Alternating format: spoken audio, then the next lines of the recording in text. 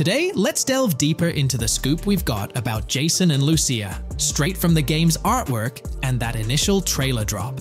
Seems like Rockstar's shining the spotlight a tad more on Lucia this time around. Not to downplay Jason's role, but Lucia's getting some special attention, you know? Alright, so the trailer kicks off with Lucia finding herself in what appears to be a detention center, or maybe some kind of confinement. She's sporting the classic inmate gear and hanging out with a few others. Now, it's a bit fuzzy whether it's an all-girls club or a mixed bag. But here's the twist. It doesn't look like your hardcore, maximum security joint, more like a temporary pit stop. Then we see this scene with Stephanie, a counselor at the place. Stephanie's having a chat with Lucia, trying to untangle her situation. Stephanie asks why Lucia's landed there, and Lucia nonchalantly responds with something like, "Bad luck, I guess." It's got me thinking, maybe Lucia's in for something minor. You know, the wrong place, wrong time scenario, or maybe a string of small-time scrapes. By the way, I'm holding a monthly giveaway for a PlayStation 5. You just need to subscribe and you're entered. Now, back to the video.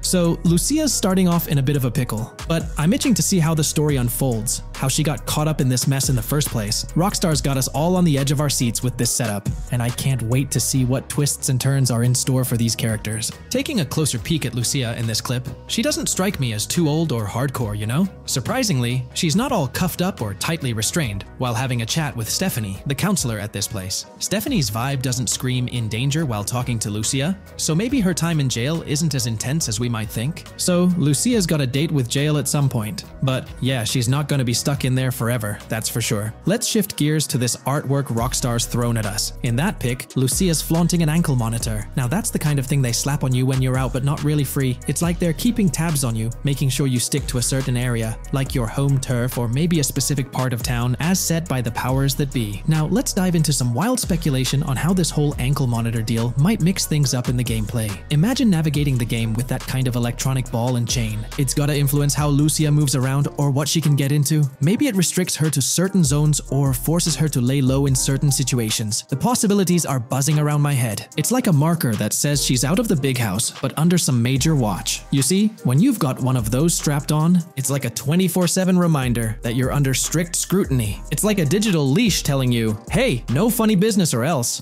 Now think about how this could shake up the game's map dynamics. Rockstar might play a throwback card to the old GTA vibes, where you're restricted to certain parts of the map at the start. As you progress through the story, you gradually unlock more turf to roam. Picture Lucia, stuck in a zone until she can shake off that monitor, whether she manages to ditch it by some gutsy escape, or someone legally gives her the green light. Fast forward a bit, and we spot Jason and Lucia in a pretty dicey scene. Jason's in the driver's seat, Lucia's riding shotgun, and they're peeling away from what looks like a scene post-crime. A couple of cop cars are hot on their tail, lights flashing, and sirens blaring. Jason's got his hands tight on the wheel, sneakily glancing at the cops as they whiz past. Then, when they're out of sight, he shoots Lucia a glance that screams serious concern. It's crystal clear these two are linked somehow, tied together by that ankle monitor and whatever legal trouble they're entangled in. How's that for a curveball in the storyline? There's this air of suspense and questions lingering. What did they do? And how does it all connect back to Lucia's time in the slammer? The plot thickens, and I'm itching to see where this tangled web leads us. Let's zoom in on Lucia for a moment. You know, it's not giving off that classic jailbreak vibe. When you make a daring escape from the big house, you don't come out with an ankle monitor like you've been given a hall pass. Nah, it's more like you become public enemy number one, constantly dodging the long arm of the law. It's got echoes of that on-the-run feel from Red Dead Redemption 2, where you're always watching your back. Wonder if Rockstar's planning to revisit that kind of storyline here? But here's a thought that's been gnawing at me. What if Jason's got this noble quest to keep Lucia out of hot water? Could be, but there's this lingering sense that they've got some pressing reasons behind these actions. It's like they're in this situation either by design or due to some pressing needs. Speaking of which, let's take a peek at the next scene in the sequence. You've got Lucia holding a bundle of cash that could make anyone's eyes widen, stacks of 20s and crisp hundreds. And what's she doing? Nonchalantly turning away from law enforcement? It's like we're getting a glimpse into the aftermath of a successful heist. And then there's this sight, both of them, dressed up with bandanas and masks, keeping their identities under wraps as they bolt out of what seems to be a rundown corner store situated in the middle of nowhere. There's this air of confidence about them, but choosing a low-profile place like this hints at something. They're not doing this for kicks. No, it's like they're in dire need of funds. Now let's talk about Jason's wheels. It's not some flashy top-of-the-line ride like you'd expect from Michael DeSanta's swanky tailgater in GTA 5. Nope, Jason's driving an older model, something more modest. It gives off this vibe that they might not be swimming in cash. The whole picture seems to paint a story of urgency. Lucia's holding a stash of cash, they're hitting a low-key spot, and Jason's not cruising around in luxury. It's like they're pushed into a corner, perhaps strapped for cash, and pushed into some tough choices. There's definitely more to this tale than meets the eye. Let's dive into Jason and Lucia's ride. They're cruising around, making these slick turns and slides. It doesn't seem like they're trying to dodge cops. You can even hear Lucia kinda squeal. She's gripping the car's side in a way that screams thrill ride. Looks like they've got a pretty upbeat and tight relationship. They're heading towards a motel. And guess what? Surprise, surprise, they're more than just partners in crime. Yup, Jason and Lucia are romantically involved. Now, Rockstar's not laying it all out for us, but you can pretty much read between the lines. Now, let's dissect this trust business. Feels like Rockstar's planting seeds for the storyline's ending. Trust can either be kept intact or shattered, right? It's like a pivotal point in a tale of two partners in crime. Maybe they'll face a dilemma where they have to choose between both making it out alive or going for a massive score, but someone doesn't make it to the finish line. Trust seems to be the crux of it all. And here's the kicker, the final scene. They kick open the door of this corner store, all confident, guns out, ready to hit the jackpot. The story concludes on that note. Now, let's switch lanes and talk about the trailer's song choice, Tom Petty's Love Is a Long Road. Interestingly, there's a tweet from Tom Petty's account expressing gratitude for having their song featured in GTA 6's first trailer. The song itself talks about the struggles of maintaining a relationship, how it's not a smooth ride, but worth the effort. So, GTA 6 might just be more than a crime tale. It's shaping up to be a love and trust story. I think Rockstar's aiming for their twist on a Bonnie and Clyde vibe with Jason and Lucia. That's pretty much all the scoop we got about them in the Grand Theft Auto 6 trailer. They didn't spill much, but we kinda got a glimpse into their journey, the hurdles they face, and this theme of trust that seems to run deep in their story. There's this one scene where it looks like they're gaining some traction in their journey. Jason's driving, Lucia's standing up in the passenger seat, and some paparazzi or somebody's snapping their pics. Seems like they've leveled up from their clothes to the car they're driving. So, at some point in the story, they might hit some highs. But knowing how these stories go, it could all come crashing down by the end. So, that's pretty much the lowdown on Jason and Lucia, our main characters in GTA 6. Can't wait to dig into their stories more. What do you folks reckon the GTA 6 plot's gonna be like? Which character are you stoked to play? Drop your thoughts in the comments below. And hey, if you like this video, a thumbs up would be cool. Hit that subscribe button if you're new here and want to stay updated on all things GTA 6. Don't forget to ring that notification bell too. The release of the GTA 6 trailer in 2023 has sent shockwaves of excitement across the gaming community. The anticipation and buzz surrounding this highly anticipated title have reached an all-time high. Fans worldwide are feverishly dissecting every frame, theorizing about the game's setting, characters, and innovative features. The hype is palpable as gamers eagerly await the next chapter in the beloved GTA series, poised to redefine open-world gaming once again. With Rockstar Games' history of delivering groundbreaking experiences, the fervor and enthusiasm for GTA 6 are undeniably at a fever pitch, leaving everyone counting down the days until its eventual launch.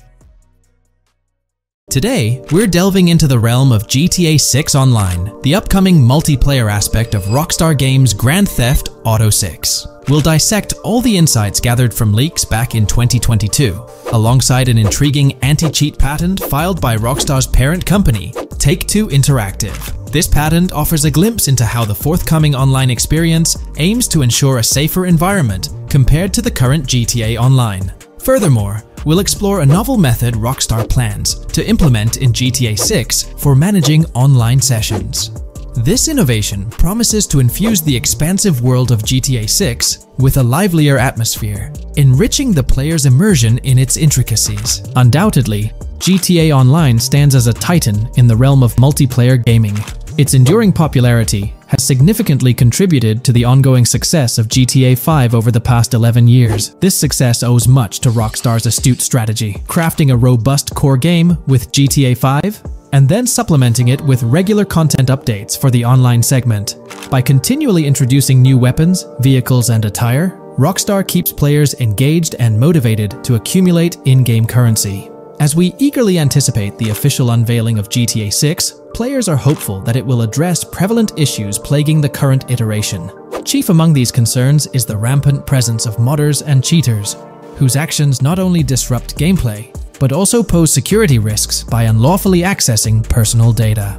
To tackle this issue, Rockstar has devised a fresh approach set to debut in GTA 6. This method aims to bolster the game's security measures. The patent responsible for this enhancement is titled Method and apparatus for preventing cheating in a video game environment by providing obfuscated game variables. Filed by Take-Two Interactive, Rockstar's parent company, in 2019, this patent outlines a system and method aimed at curbing cheating within video game environments. By disguising game variables in memory, the patent seeks to thwart attempts by players to monitor and manipulate values such as health, ammunition, and in-game currency for unfair advantages. Traditionally, developers combat such exploits by encrypting, coding, or obfuscating the location of these values, alongside implementing integrity checks to detect unauthorized modifications. However, these methods have drawbacks, as they often impact game performance and inadvertently expose variable locations to savvy attackers. Rockstar's innovation lies in masking the whereabouts of these variables, offering a more robust defense against cheating in GTA 6's online. I won't delve into the technical intricacies, but essentially, Rockstar employs a clever and seemingly straightforward technique to conceal these values. This makes it considerably tougher for attackers to pinpoint their locations. While the concept of masking values may seem straightforward, its effectiveness in bolstering stability and enhancing security for the future online segment is paramount. Moving forward, let's turn our attention to the next patent, titled System and Method for Session Management in a Multiplayer Network Gaming Environment. Filed by T2 Interactive in 2021, this patent addresses disclosed are systems and methods for session management. The disclosed system allows for seamless merging and splitting of network sessions in a multiplayer network gaming environment. Seamless session management allows dynamic movement of players in a virtual world during gameplay without unnecessary loading and/or stalling. As the players in the virtual world move around, the management of active game sessions can be improved to affect a more realistic perceived population. In this patent, Rockstar highlights the crucial role of online components in the success of many games, citing GTA Online as an example. They emphasize the challenges of managing network technology and resources to create a vibrant virtual world. Traditional MMO games often face limitations in session management, with some opting for single sessions that may restrict the depth of content due to increasing player counts. Others utilize multiple sessions, which can hinder feasibility, especially in peer-to-peer exchanges like in GTA Online. To address these issues, Rockstar has developed a pioneering system for seamless session management. This innovative approach enables fluid splitting and merging of network sessions, allowing for a more immersive virtual world free from hardware and software constraints. Allowing players from different sessions, but in the same virtual area of the map, for example, to be merged into a single session. This allows players from previously different sessions to come across one another, thereby making the virtual world seem more populated. As an additional advantage, seamless session merging handles many network failures silently. In prior art systems, a player who loses network connectivity can be kicked out of a session and may not be able to rejoin because they are in a session by themselves. However, the Session Management System 100 allows for a disconnected player to exist in a session by themselves for a predetermined period before they are reconnected to the remaining players in the session or can be joined with another session. The method begins with monitoring a triggering event. In some embodiments, the triggering event defines when to merge two sessions or split a single session. For example, when the object, virtual players, are in the same session, move physically apart from another, the object by a predetermined virtual distance, this triggers the session management system to split the session into two different sessions.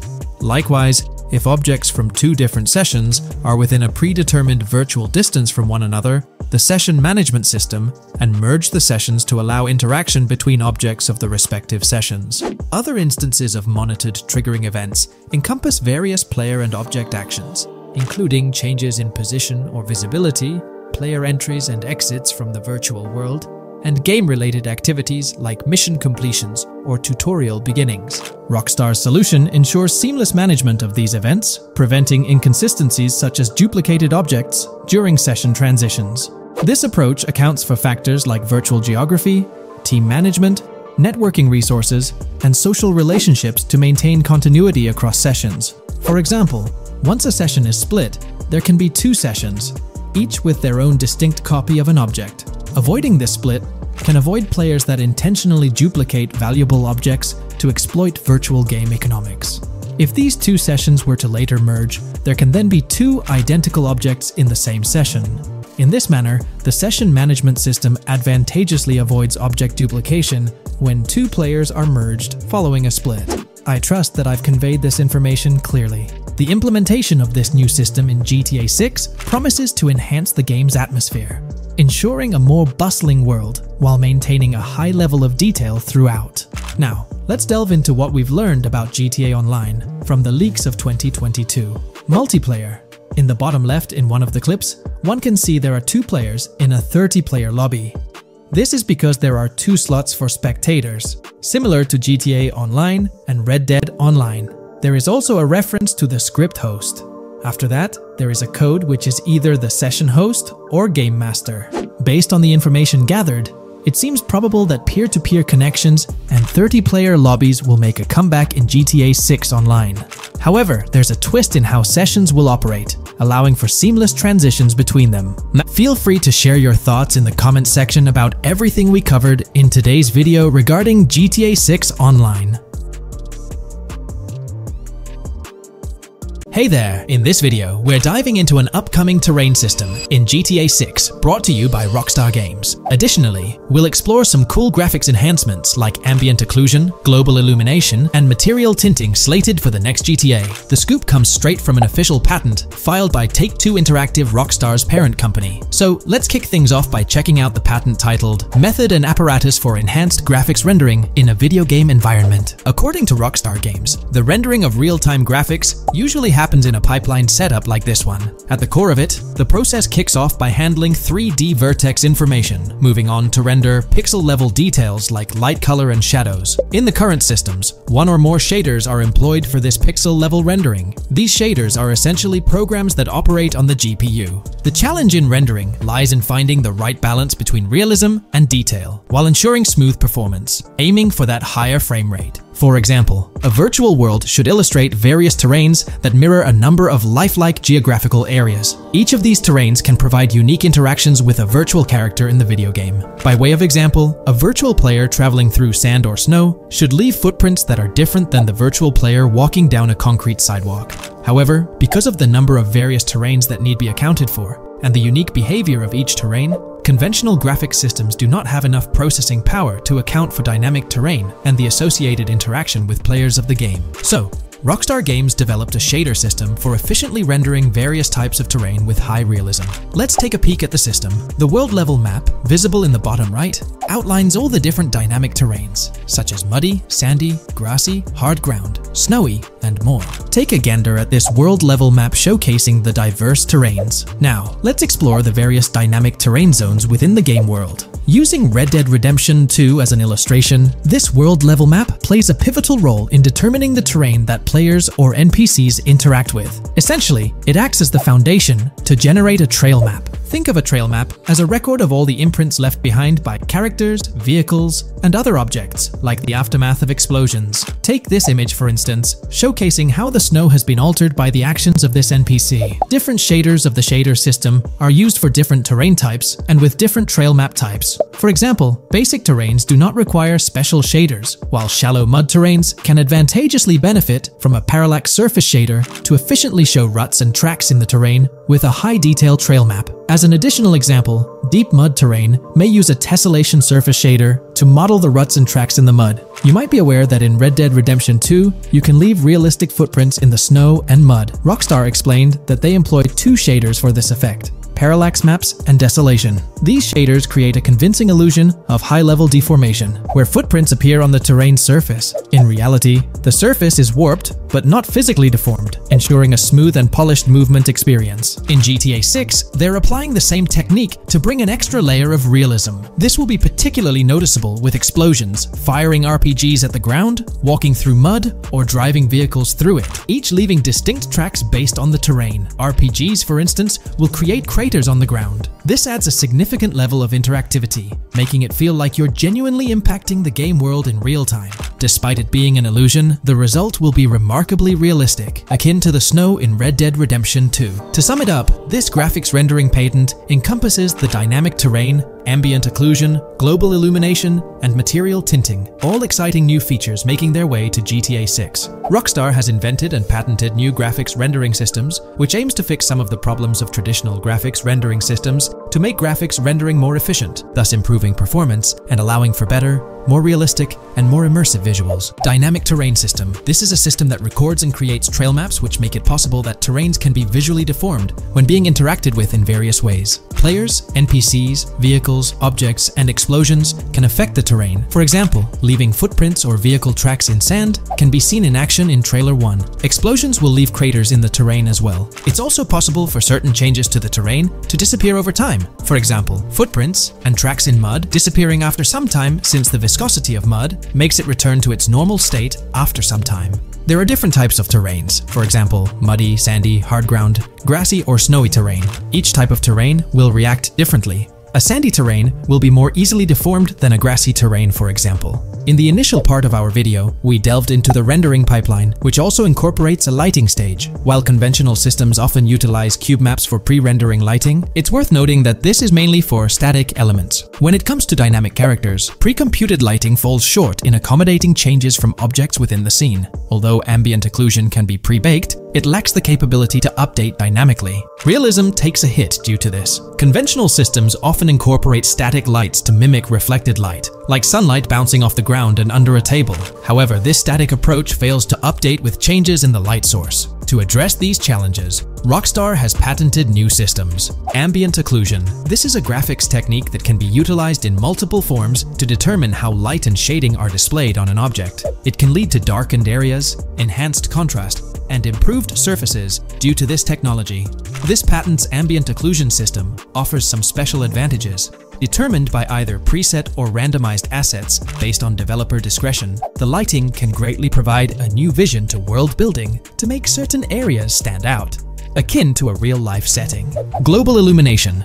Global illumination is a graphics rendering technique that models how light is bounced off of surfaces onto other surfaces in direct light, rather than being limited to just the light that hits a surface directly from a light source, direct light. Rockstar's system detailed in this patent uses a bounce map that is projected in a top-down fashion to determine reflected light off of the ground. This bounce map is then converted into a texture that provides an approximation for the expected bounce back of light. This simulates the effect that would be achieved rendering the multiple passes of lighting to account for the natural bounce reflections. The bounce map can then be integrated into the lighting pipeline. During this, a technique is used to determine the area that needs this extra pass for each frame. This way, only the visible and required area is rendered with this technique, thus making it very efficient and less performance intensive. Overall, this provides many of the benefits of ray tracing without the computational expense. Ray-traced global illumination will probably still be in the game. For example, Lucia prison clip in Trailer 1. This special system is just a way to render large-scale global illumination efficiently. Now, let's touch on the final problem that Rockstar has addressed through this patent with conventional systems. Finally, as another example, to develop a rich and engaging game world, it is advantageous to populate the world with variations of similar objects. This video, we're delving into the most recent iteration of the GTA 6 mapping project. Our focus centers on a comprehensive analysis of the map's latest updates, incorporating newly unveiled areas and event coordinates derived from leaked information. Additionally, we will explore fresh insights from the initial official trailer, including the revelation of an accessible plaza. A noteworthy aspect we'll be dissecting is the potential expansiveness of the map, hinted at by newfound highway evidence in the trailer. Furthermore, we'll examine a conceptual representation illustrating the potential magnitude of the GTA 6 map. The trailer also provides a glimpse of Starfish Island, a detail we'll thoroughly cover in today's session. Let's initiate our examination by diving into the GTA 6 mapping project. For those not aware, this stands as the most extensive and refined community-driven mapping endeavor, aiming to deduce the GTA 6 map with the utmost accuracy. This endeavor leverages evidence from leaks and the primary official trailer.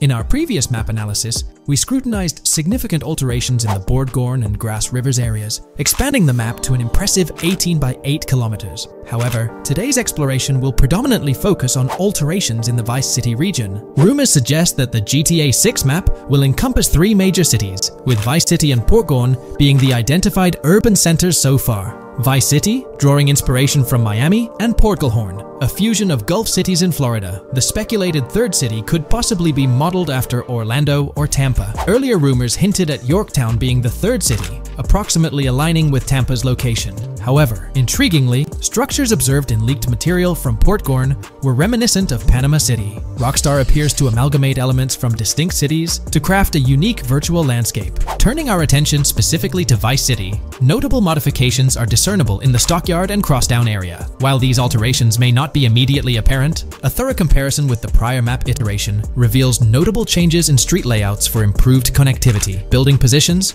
including the relocation of the Jack of Hearts nightclub, featured in leaks and the trailer, signify significant shifts. Adjacent structures visible in the trailer's music video shoot scene have undergone subtle rearrangements. A noteworthy addition to the GTA 6 mapping project encompasses events gleaned from leaks, introducing a dynamic layer to our understanding of the evolving landscape. At present, we've pinpointed 4 events on the map, marked by light blue dots. These events include the missing persons poster at the liquor store, the big cat cage roof at Everyday Art Elephant, and the Everyday Art Sidewalk Creep, all clustered around the Crosstown SL Stockyard area. Meanwhile, there have been notable changes in the Vice River area, with some buildings rearranged and brought closer to the river. The overall shape of this area has also been altered, and a new marina building near the airport has been introduced, based on recent evidence. Another significant alteration concerns the incorporation of Ica and Belleville into Vice City. While their status remains speculative, with their names displayed in red, Ica is purportedly inspired by Alapata, a neighborhood in Miami-Dade, while Belleville draws parallels with Brownsville. Formerly perceived as small towns on the outskirts of Vice City, they're now considered part of the Vicedale neighborhoods, following fresh evidence. This reclassification potentially places scenes like the police officer pursuing the overweight individual in the Belleville neighborhood. Furthermore, a notable discovery linked to Tommy Vercetti's mansion has surfaced. Star Island's inclusion in the game has been confirmed, evidenced by its appearance behind the Rockstar Games title, and in a scene featuring a bikini-clad woman. This revelation solidifies its status as a game location, with strong ties to the original Starfish Island from GTA Vice City, where Vercetti's estate was situated. The prospect of encountering the mansion in-game, whether as an accessible structure or an abandoned relic, remains uncertain but tantalizing. The mention of Star Island remains speculative, as indicated by its red font, leaving the possibility open for it to be renamed Starfish Island or something else. These developments encapsulate the latest updates to the GTA 6 mapping project. Additionally, let's delve into a Reddit post that has garnered attention. I'm still very intrigued by the prospect. This is a full accessible plaza. The full access plaza featured in the trailer has piqued my curiosity. This snapshot is captured during a scene where Jason and Lucia evade the police momentarily. Positioned on the right side of the frame is a sign, presumably denoting a mall within the game. Notably, several brand names, including Kowalski, Callis, Scala, and Alpha, are visible on this sign. Furthermore, a portion of the mall's name briefly appears, starting with Ever. Could it be Evergreen Plaza or another variation? The answer remains elusive, and we'll have to await further developments to unravel this mystery. I can pretty much bet on it that this shit will indeed be fully accessible. Most of the signs on that structure look to be clothing and accessory shops, which would easily mean it's accessible to us. I'm really hoping the mall makes a return in this one and will serve kind of as a player hub when online drops. Oh, that would be good. Maybe a spot where you can't attack. Could meet people to join up for races, heists, etc. That would be pretty neat. Now let's shift our focus to some additional findings that might provide evidence for the existence of the third major city in GTA 6. Furthermore, we'll explore why the actual map size of GTA 6 could potentially surpass the estimations derived from the mapping project. Possible map length. Since we don't know what's in the northern part of the map, and we're not sure if it ends where the current mapping project suggests, I thought the map could look something like this. I get that a map like this might be 4 times bigger than GTA 5, so it could be a lot, but we can't be sure about Rockstar's plans. I also think so, because on the east coast of the current map, we have Vice City's predicted beach areas going almost to the very top.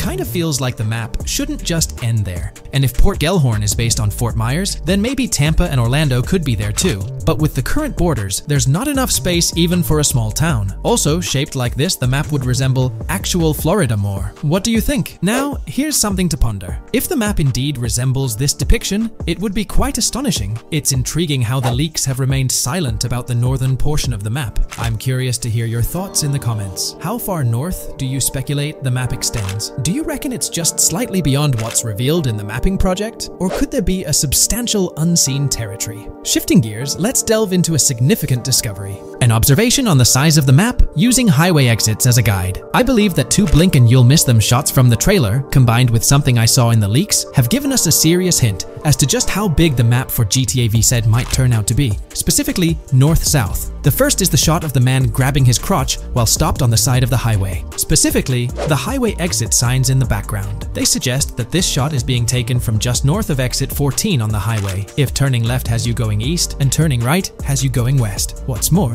the GTA V mapping project believes that the highway that this shot is taken from is Interstate 97. Adding to this, there's this shot from earlier in the trailer of the woman in the gold dress hanging out the top of a convertible traveling down I-404, heading towards a junction with 197. At the very start of that clip, you can catch the exit number on the sign she's driving under. You can't see all of it, but to me, it looks more like exit 18 than exit 1B. This one is more speculative though. Now, I'm about to get into the leaks, so I can't post any pictures. There's a clip in the leaks of a red ute heading northbound on 197 towards the exit 13 AB junction that takes 1 to Washington Beach and Ekanfinaka before crashing. The mapping project has been using the leaks to create their maps, and they've placed that stretch of 197 north of Mr. Crotch Grab from the trailer, running through the Stockyard neighborhood. This to me indicates that the highway exits are going to follow a realistic number pattern, with the number increasing or decreasing for every mile traveled. The question is, where does this put exit 12? Exit 11? All the exits going up to 1? I've taken the latest version of the mapping project's map and pointed out where exits 14 and 13 are located. Then, extrapolating from there and using the map's grid as a handy guide, I drew where all the exits further down the numbering scheme might be located. I ran out of room to put exit numbers at #9. If 197 is going to keep following the same numbering scheme all the way north until it hits exit 1, then it's likely that the map is going to be far bigger than we currently think it is, and what's been shown and plotted out so far.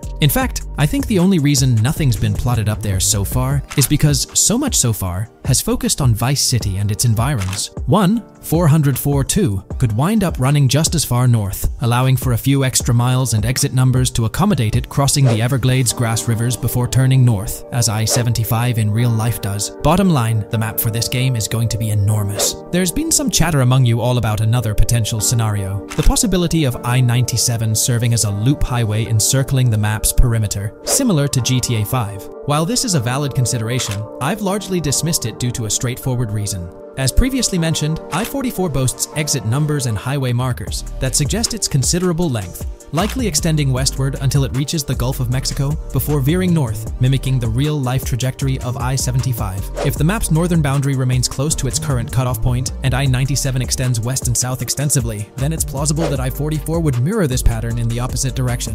While the notion of 2 loop highways isn't entirely implausible, it could potentially introduce redundancy. Additionally, in GTA 5, the loop highway wasn't simply labeled under one name. The segment along the coast was dubbed the Great Ocean Highway, while the inland stretch traversing the desert was referred to as the Sonora Freeway. Moreover, within Los Santos, various freeways possess distinct names and numbers, even when merging seamlessly, such as the Del Perro, La Puerta, and La Mesa freeways. My hypothesis currently is that there is a loop highway, but that one, 97 and I-404, are 2 halves of it. They both start in Vice City and intersect in Crosstown. 97 runs up the Atlantic coast. 404 runs west through the Grass Rivers, and then turns north to run up the Gulf Coast, and they both meet at a point further north. Whether that point is a city, a smaller town, or something else, that is still unknown. Feel free to drop your thoughts in the comments regarding everything covered in today's video, particularly this astonishing discovery. There's substantial evidence hinting at a larger map size, but I'm eager to hear your input, so don't hesitate to leave a comment below. Alright, so in the GTA 6 trailer, there's this moment where this girl in a white bikini gets everyone talking, debating whether she's Lucia or not. She's chilling near this pool, taking in the Vice City skyline, and then she turns around. And let me tell you, there's a bunch of stuff to unpack there. Her hair moves all natural-like, swinging around as she turns. She's got these big hoop earrings, cool purple sunglasses, rocking a purple lipstick, and check out those nails, French tips. Oh, and there's this bracelet on her left wrist that catches the eye too. Now, here's the deal. Some folks are saying, nah, there is absolutely no way that is Lucia, or it just doesn't cross anyone's mind. Their argument? She looks different from how Lucia appeared in other shots, especially in that jumpsuit and during the whole crime spree with Jason. But hold up, there's a good chance that in GTA Online, customization's gonna be off the charts. Need a different haircut? No biggie, just swing by the in-game salon. Problem solved. So, who knows? This bikini girl might just be a customized version of Lucia with a whole new look and vibe. By the way, I'm holding a monthly giveaway for a PlayStation 5. You just need to subscribe and you're entered.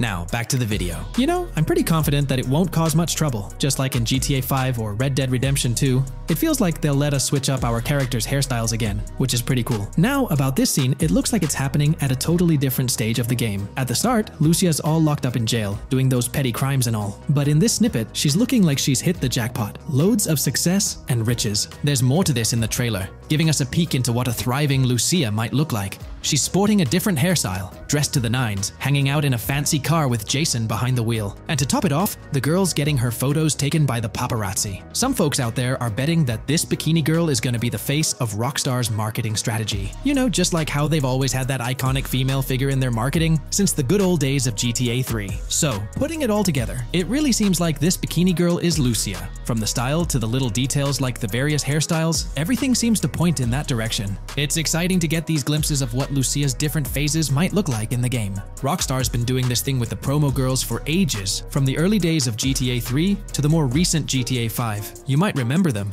The girl in the bikini holding the martini glass, or the San Andreas girl leaning over at the Vinewood sign with those shades. They've always had these distinctive figures for their marketing. A bunch of people are pointing fingers at this bikini girl, saying she's the new Rockstar promo face, but I've got my money on Lucia. Take a look at those birthmarks and accessories, those little marks on her face and arm. They're pretty similar to what the bikini girl's got. Sure, some aren't super clear, but makeup or sun exposure could easily cover them up. And those earrings and bracelets, they match up pretty well with all the girls who look like Lucia. Even if some shots might leave room for doubt, like the one where she's driving that fancy car. I'm pretty convinced it's Lucia. Jason's checking her out. The accessories are a close match, and her facial structure lines up. Not to mention, her body shape, facial features, skin tone, hair length, and color, pretty much all of it lines up perfectly. In that scene, the way the bikini girl moves seems a bit forced, like she's intentionally flipping her hair or something. So maybe it's part of a mission, Lucia trying to blend in at some event to gather info, or pull off a heist. Or perhaps it's one of those moments where she's at the top of her game, all successful and loaded. Oh, and that bikini she's wearing? It's from the Santino brand, which first showed up in GTA 5. So, in GTA Online, we've got this whole range of clothing options, right? There are jackets, shoes, and some of them even parody luxury brands like Louis Vuitton, which is a real high-end clothing and accessories label.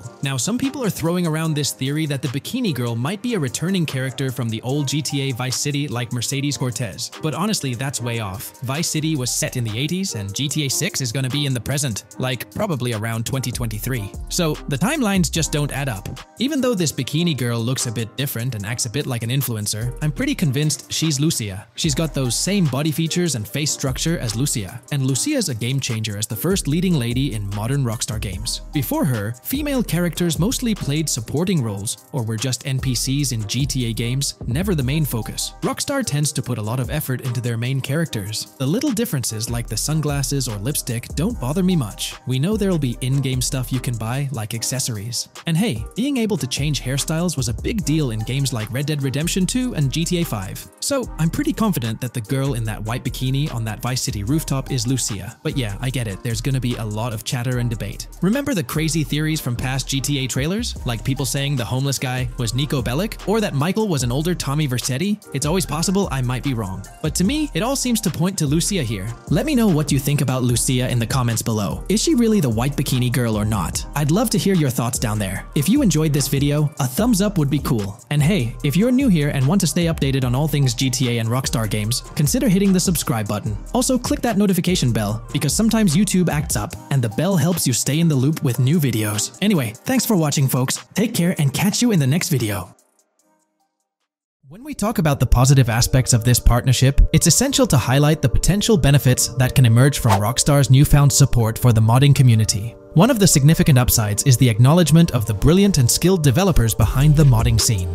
For years, these developers have worked tirelessly to create unique and engaging experiences within the GTA universe. With Rockstar stepping into a collaborative space with CFX, there's an opportunity for a more symbiotic relationship. The infusion of official support could mean more resources, tools, and encouragement for modders to continue pushing the boundaries of what's possible within the GTA ecosystem. This collaboration might lead to innovative gameplay features, improved server stability, and an overall better experience for both players and content creators. Moreover, the recognition from a gaming giant like Rockstar could open doors for these modders in the industry. It may pave the way for potential collaborations, official partnerships, or even job opportunities within the gaming development sphere. This, in turn, could elevate the modding community to a more prominent and respected position within the gaming landscape. However, it's crucial to approach these potential benefits with cautious optimism. While the partnership appears promising on the surface, the reality lies in how Rockstar manages the delicate balance between maintaining control over its intellectual property and allowing creative freedom for the modding community. The outcome will heavily depend on Rockstar's willingness to foster collaboration, rather than imposing strict regulations. As GTA 6 draws closer, the impact of this collaboration will become more apparent. Whether it becomes a model for future partnerships between game developers and modders, or encounters challenges that hinder its success remains to be seen. The dynamics between Rockstar and the modding community could shape the future landscape of custom servers, roleplay experiences, and the overall modding scene in the gaming world. Stay tuned as we continue to explore and analyze the evolving relationship between Rockstar and the modding community. On the positive side, there's a glimmer of hope that Rockstar's acknowledgement of mods enhancing the player experience could pave the way for more modding support in GTA 6. This shift in perspective might lead to a more collaborative environment, where modders can contribute to the game's richness without fear of stringent restrictions. With Rockstar officially and financially supporting FiveM, the CFX team gains more resources to elevate the GTA 6 server. This could mean a server even more impressive than the ones they currently run. The fact that FiveM is now a Rockstar Games product suggests a vested interest in its success, promising additional funding and manpower to ensure its flourishing. An intriguing prospect emerges concerning the accessibility of custom servers. Currently limited to PC players, there's speculation that GTA 6 might integrate dedicated servers within the game itself, eliminating the need for external programs like FiveM. If this unfolds, it opens the door for console players to join the custom server experience, broadening the player base and community. Moreover, Rockstar seems to be attuned to fan desires. Despite a larger audience watching RP compared to those actively playing it, Rockstar appears committed to making improvements. Their intent to let custom servers thrive suggests a more fan-centric approach, acknowledging and catering to the desires of the gaming community. However, there are potential pitfalls to consider. The most glaring concern is Rockstar's inclination to monetize these servers. While the specifics remain uncertain, it's almost certain that some form of monetization, be it through custom server shark cards or a pay-to-play system, will be implemented. This could introduce a paywall, affecting the accessibility and enjoyment of custom servers for certain players. As we navigate through this evolving landscape of Rockstar's partnership with FiveM, the delicate balance between fostering creativity and implementing monetization strategies will determine the ultimate impact on the gaming community. Stay tuned as we continue to unravel the complexities of this collaboration and its implications for GTA 6 and the modding community. Let's unpack this a bit more. The whole monetization story got its moment in the spotlight during an earnings report where Take-Two CEO Strauss Zelnick spilled the beans. He essentially said, "If folks are messing around with our intellectual property, why not make a buck or two?" It's a straightforward business move, really. Taking a page from the unprecedented success of GTA Online, it seems like Rockstar caught a glimpse of how these free servers could turn into a money-making machine. Now the potential downside of this situation lies in the realm of competition. Rockstar's got its A-team working on the custom servers gig. That means anyone outside the Rockstar circle trying to whip up something akin to FiveM is practically painting a target on themselves for a cease and desist. Let's face it, Rockstar might have eyed this strategic move with FiveM from the get-go. However, with those servers gaining crazy popularity and the game becoming a sensation on Twitch and YouTube, shutting it down wouldn't have been the smart play. Instead, they pulled off a masterstroke, acquiring the team behind the biggest servers, effectively cornering the market and positioning themselves to profit from any potential imitators. Now, with GTA 6 on the horizon and servers in the works, Rockstar's sitting pretty. Some in the gaming community are even giving them a nod for finally throwing a bone to the community. And there's always a but, at the end of the day, Rockstar's the one making the rules. We'll all have to toe the line because, quite frankly, there won't be any other alternatives in the neighborhood. So, buckle up for Rockstar's GTA roleplay. It's going to be a wild ride. The landscape has already witnessed the repercussions, with servers and mods being handed the shutdown ticket for not playing by Rockstar's latest rulebook. The new mandates include a strict no to real-life vehicles, mission mods, and porting old Rockstar maps or assets rules that weren't in the playbook just a couple of years back. Now, while the financial backing from a mega corporation might seem like a savvy move on the surface, there's a lingering skepticism about whether it'll blossom into the fairy tale ending we've all been envisioning. It's a bit premature to slap a final verdict on the fate of FiveM once GTA 6 hits the stage. Now, let's consider the potential repercussions for the vibrant RP community. While the partnership between Rockstar and FiveM could bring about positive changes, there's an underlying worry within the RP enthusiasts. The fear is that with increased control and potential monetization, the organic and immersive RP experiences that players have come to love might face disruptions. RP communities thrive on creativity, flexibility, and a sense of autonomy. If Rockstar's influence leads to more rigid guidelines, it could alter the dynamic of these communities, potentially affecting the unique narratives and interactions that make RP servers so engaging. As we contemplate the potential impact, it's essential to look beyond the immediate horizon of GTA 6. The dynamics established through this collaboration could set a precedent for future interactions between gaming giants and modding communities across various games. Whether it becomes a model to be emulated or a cautionary tale will be closely watched by both players and industry stakeholders. The future of FiveM and the broader modding community remains uncertain as GTA 6 inches closer to release. While concerns exist, there's also room for hope. The collaboration might lead to a harmonious blend of official support and community-driven creativity, enhancing the gaming experience for everyone involved. As players, content creators, and modders navigate this uncharted territory, the one constant is the love for the game and the shared hope for a positive evolution in the gaming landscape.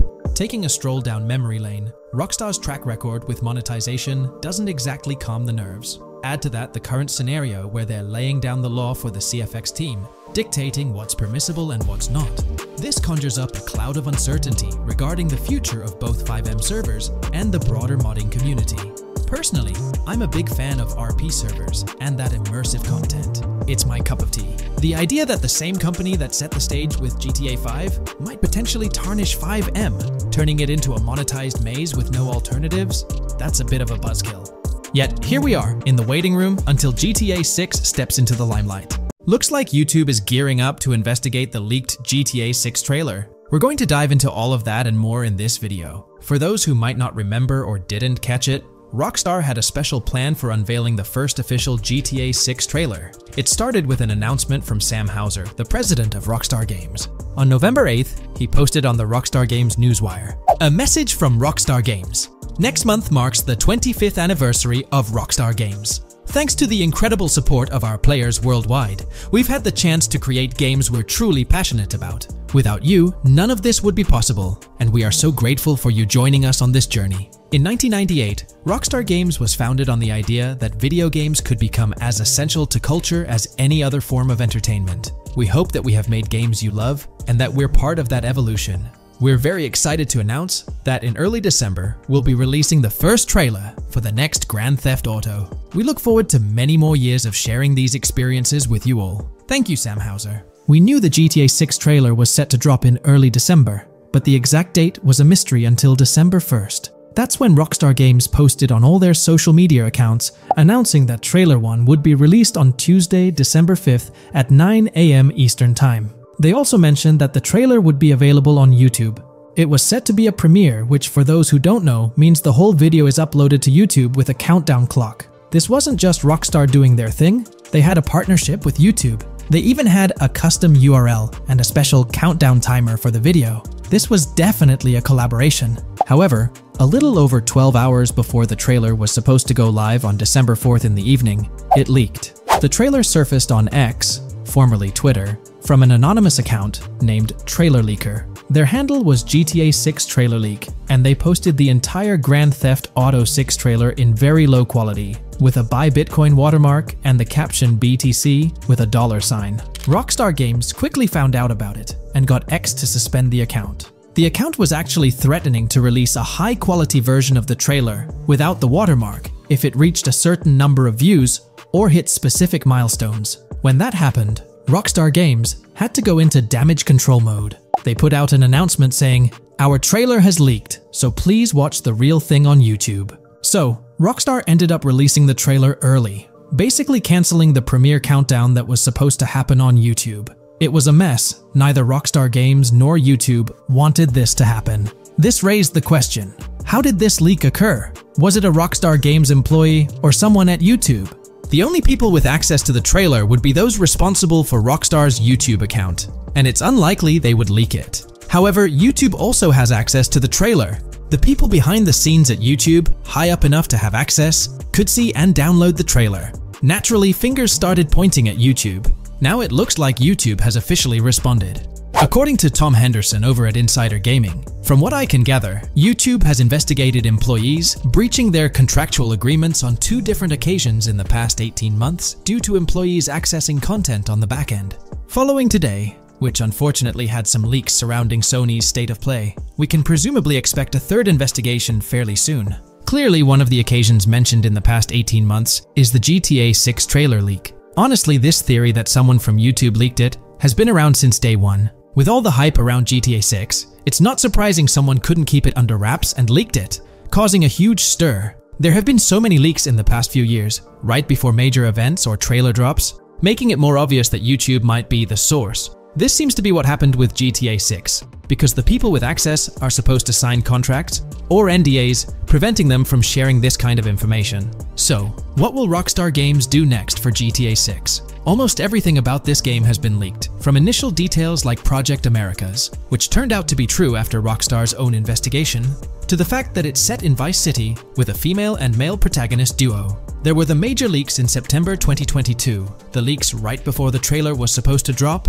and then the trailer itself leaking 12 to 15 hours early. It's unclear what Rockstar will do for the next trailer, character reveals, or gameplay footage. Will they risk uploading it to YouTube again after this disaster? Or will they stick to their newswire, despite insiders and data miners being able to access and share that information? Rockstar is definitely in a tricky situation. At least it's good news that YouTube is trying to crack down on this. They might be doing this because they could face massive lawsuits.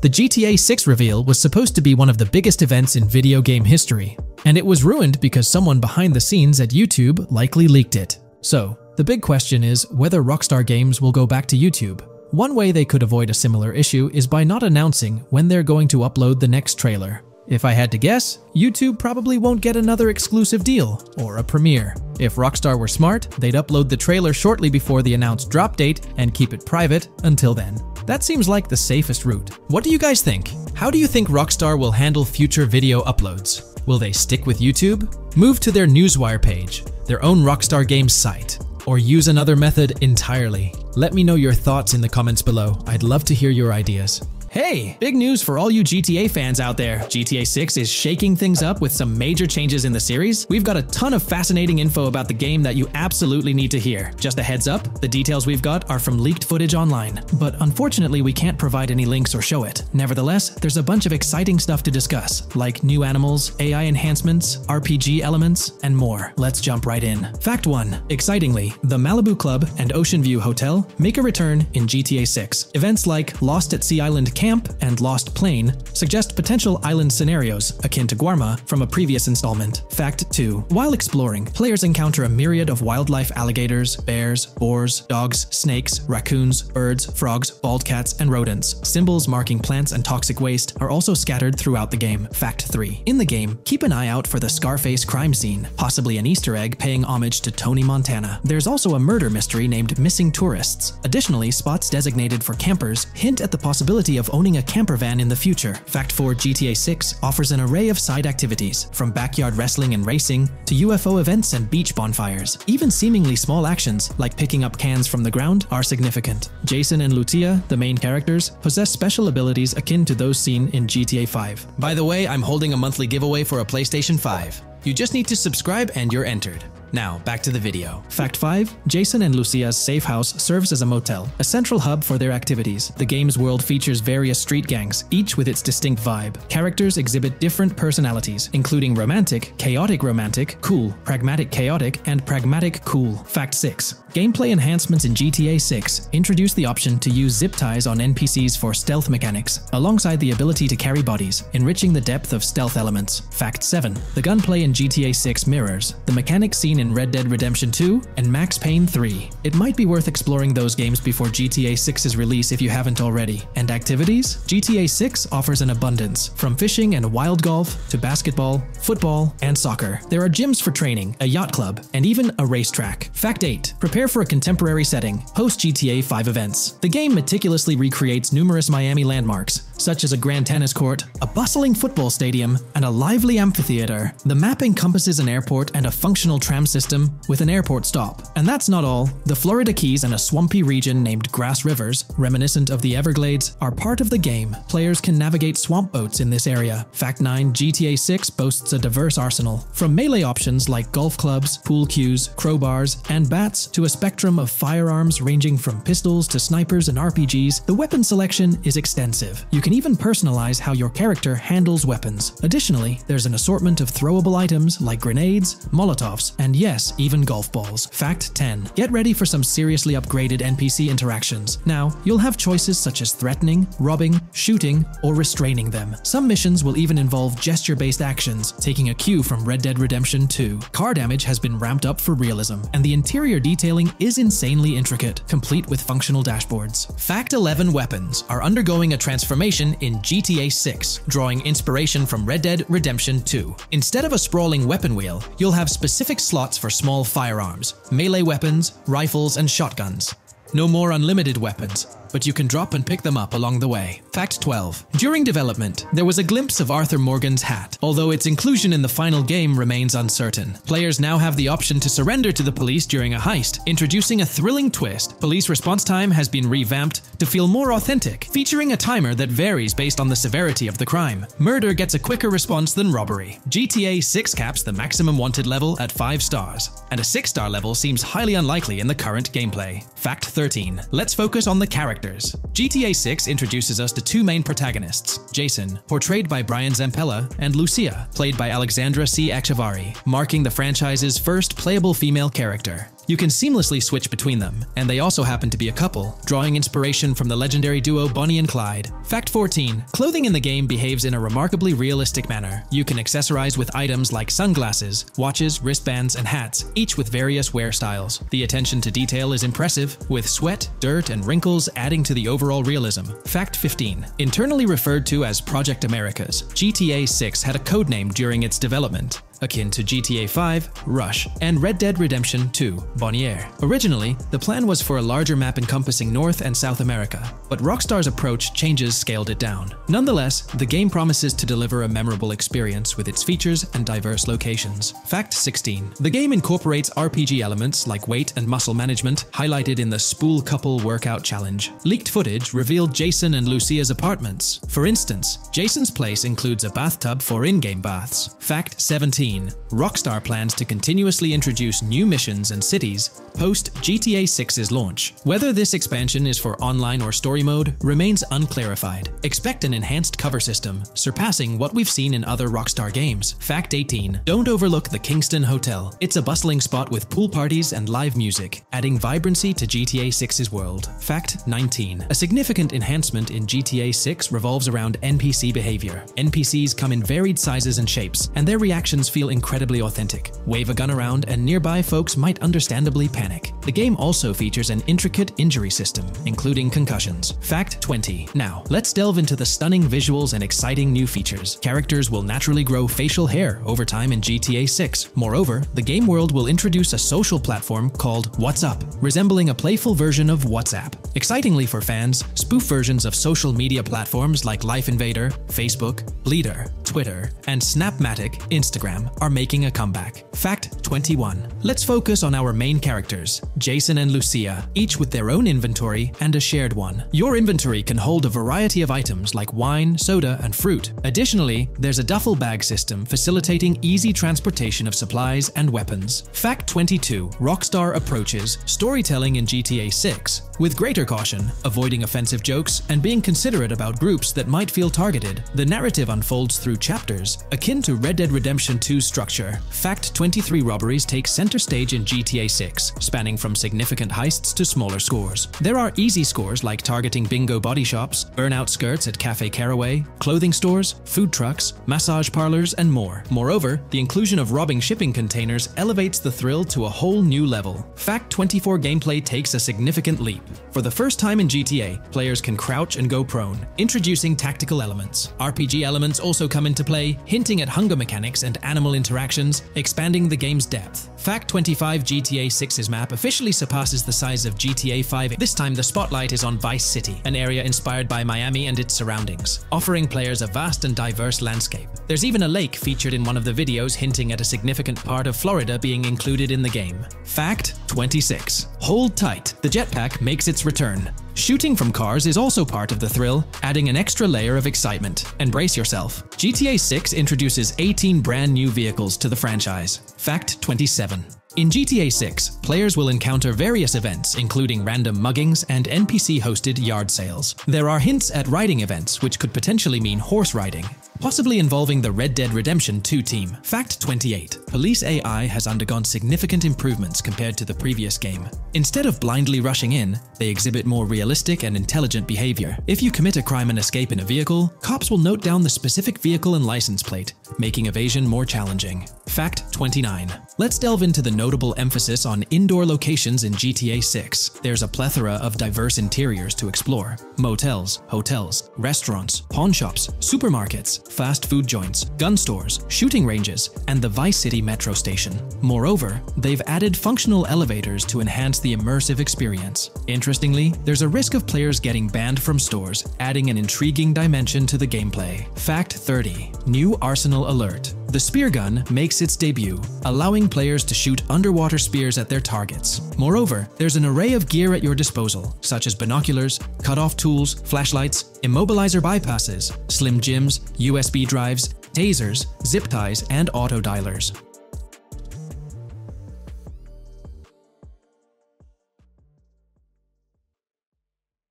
In today's video, I'll be discussing the recent developments in the GTA 6 mapping project. We'll delve into the latest additions, including new locations featured in Trailer 1, adjustments to existing locations, refinements in certain areas, and exciting discoveries from the latest trailer, such as the yacht interior, surfboards, Princess Robot bubblegum, and more. Let's start by examining the mapping project itself. It's been some time since our last update on this front, and there have been notable changes to the map since then. This iteration represents the most recent version of the GTA 6 mapping project, spearheaded by Dupe's 0R. Below, you'll find a roster of individuals who have contributed to this endeavor, and it's worth noting that this list has been recently updated. This project stands as the largest and most comprehensive effort within the fan community, with the goal of predicting the map of GTA 6 as accurately as possible prior to its official unveiling. DuPZ0R mentioned that there's still an extensive list of elements to incorporate and modify, but for now, this update suffices. Anticipate further alterations to the map in subsequent updates. This iteration represents the latest version of the GTA 6 mapping project. Notable adjustments have been made to the legend and the manner in which various elements are annotated on the map. All markers now include viewing cones to indicate their general viewing direction. However, it's important to note that the angle of these cones is merely symbolic. Additionally, speculative location markers have been updated with red outlines to differentiate them from non-location markers. Furthermore, coordinate markers now display their corresponding clip names for easier identification. Changes have also been made to the naming conventions in the key section. For instance, you'll notice that the markers now include the names of the clips they are derived from. Let's delve into the alterations specific to Vice City. The angles of Rock Ridge and Stockyard have been tweaked to align with calculations/evidence and to better match the coordinates. By observing the outlines, you can see that both the Rock Ridge and Stockyard areas have been subtly adjusted, ensuring a more cohesive layout. There's a noticeable improvement in alignment. A notable update to the map is this section here. Previously, absent features have been incorporated from the edges of one of Rock Ridge's mini-maps, and adjustments have been made to the water's edge in that vicinity, now depicted in dark green to indicate the genuine boundaries of this section of the Vice River. Additionally, several buildings in the Rock Ridge area have been identified, including the Rock Ridge Community Research Center, Miami Police Department, Venture Apartments, Orange and Pink, 7071 Warren Thacker Manor, inspired by Martin Fine Villa, Palace Cafe and Diary, all sourced from leaks. Furthermore, there are 2 speculative markers outlined in red, representing locations from the trailer. One in Rockridge is speculated to be the Hammer Hamlet Ladies location, while the other marks the high roller scene from the trailer. You can find the timestamps for both scenes on the map. Updates have been made to the route of the I-404, incorporating new evidence. This includes adjustments in Vice Beach and the positioning of the road near Rockridge. Notably, there have been alterations to the highway section near the airport. Additionally, speculative terrain and building positions in Washington Beach have been revised to align more closely with the evidence. Changes have been made to the shapes and locations of the Ritz-Carlton Bal Harbour, Akoya condos, and Jade Ocean condos. Furthermore, alongside the speculative road and landmass in the Bayfront Heights area, the Y Vice City and Gate/Continental hotels have been included in the Vice Beach vicinity. Additionally, several minor adjustments and fixes have been implemented. Regarding the Vice Beach area, there have been additions of new buildings supported by recent evidence. These include 200 Ocean Drive, 260 Ocean Drive, 1043 Washington Avenue, Beach Park Hotel, and Council Towers North. Moreover, over at Brickell Key Island, 2 new buildings, Brickell Key 1 and Brickell Key 2, have been introduced. Additionally, corrections have been made to the names of the Tequesta Point locations, accurately reflecting their respective positions. Now, let's shift our focus away from Vice City.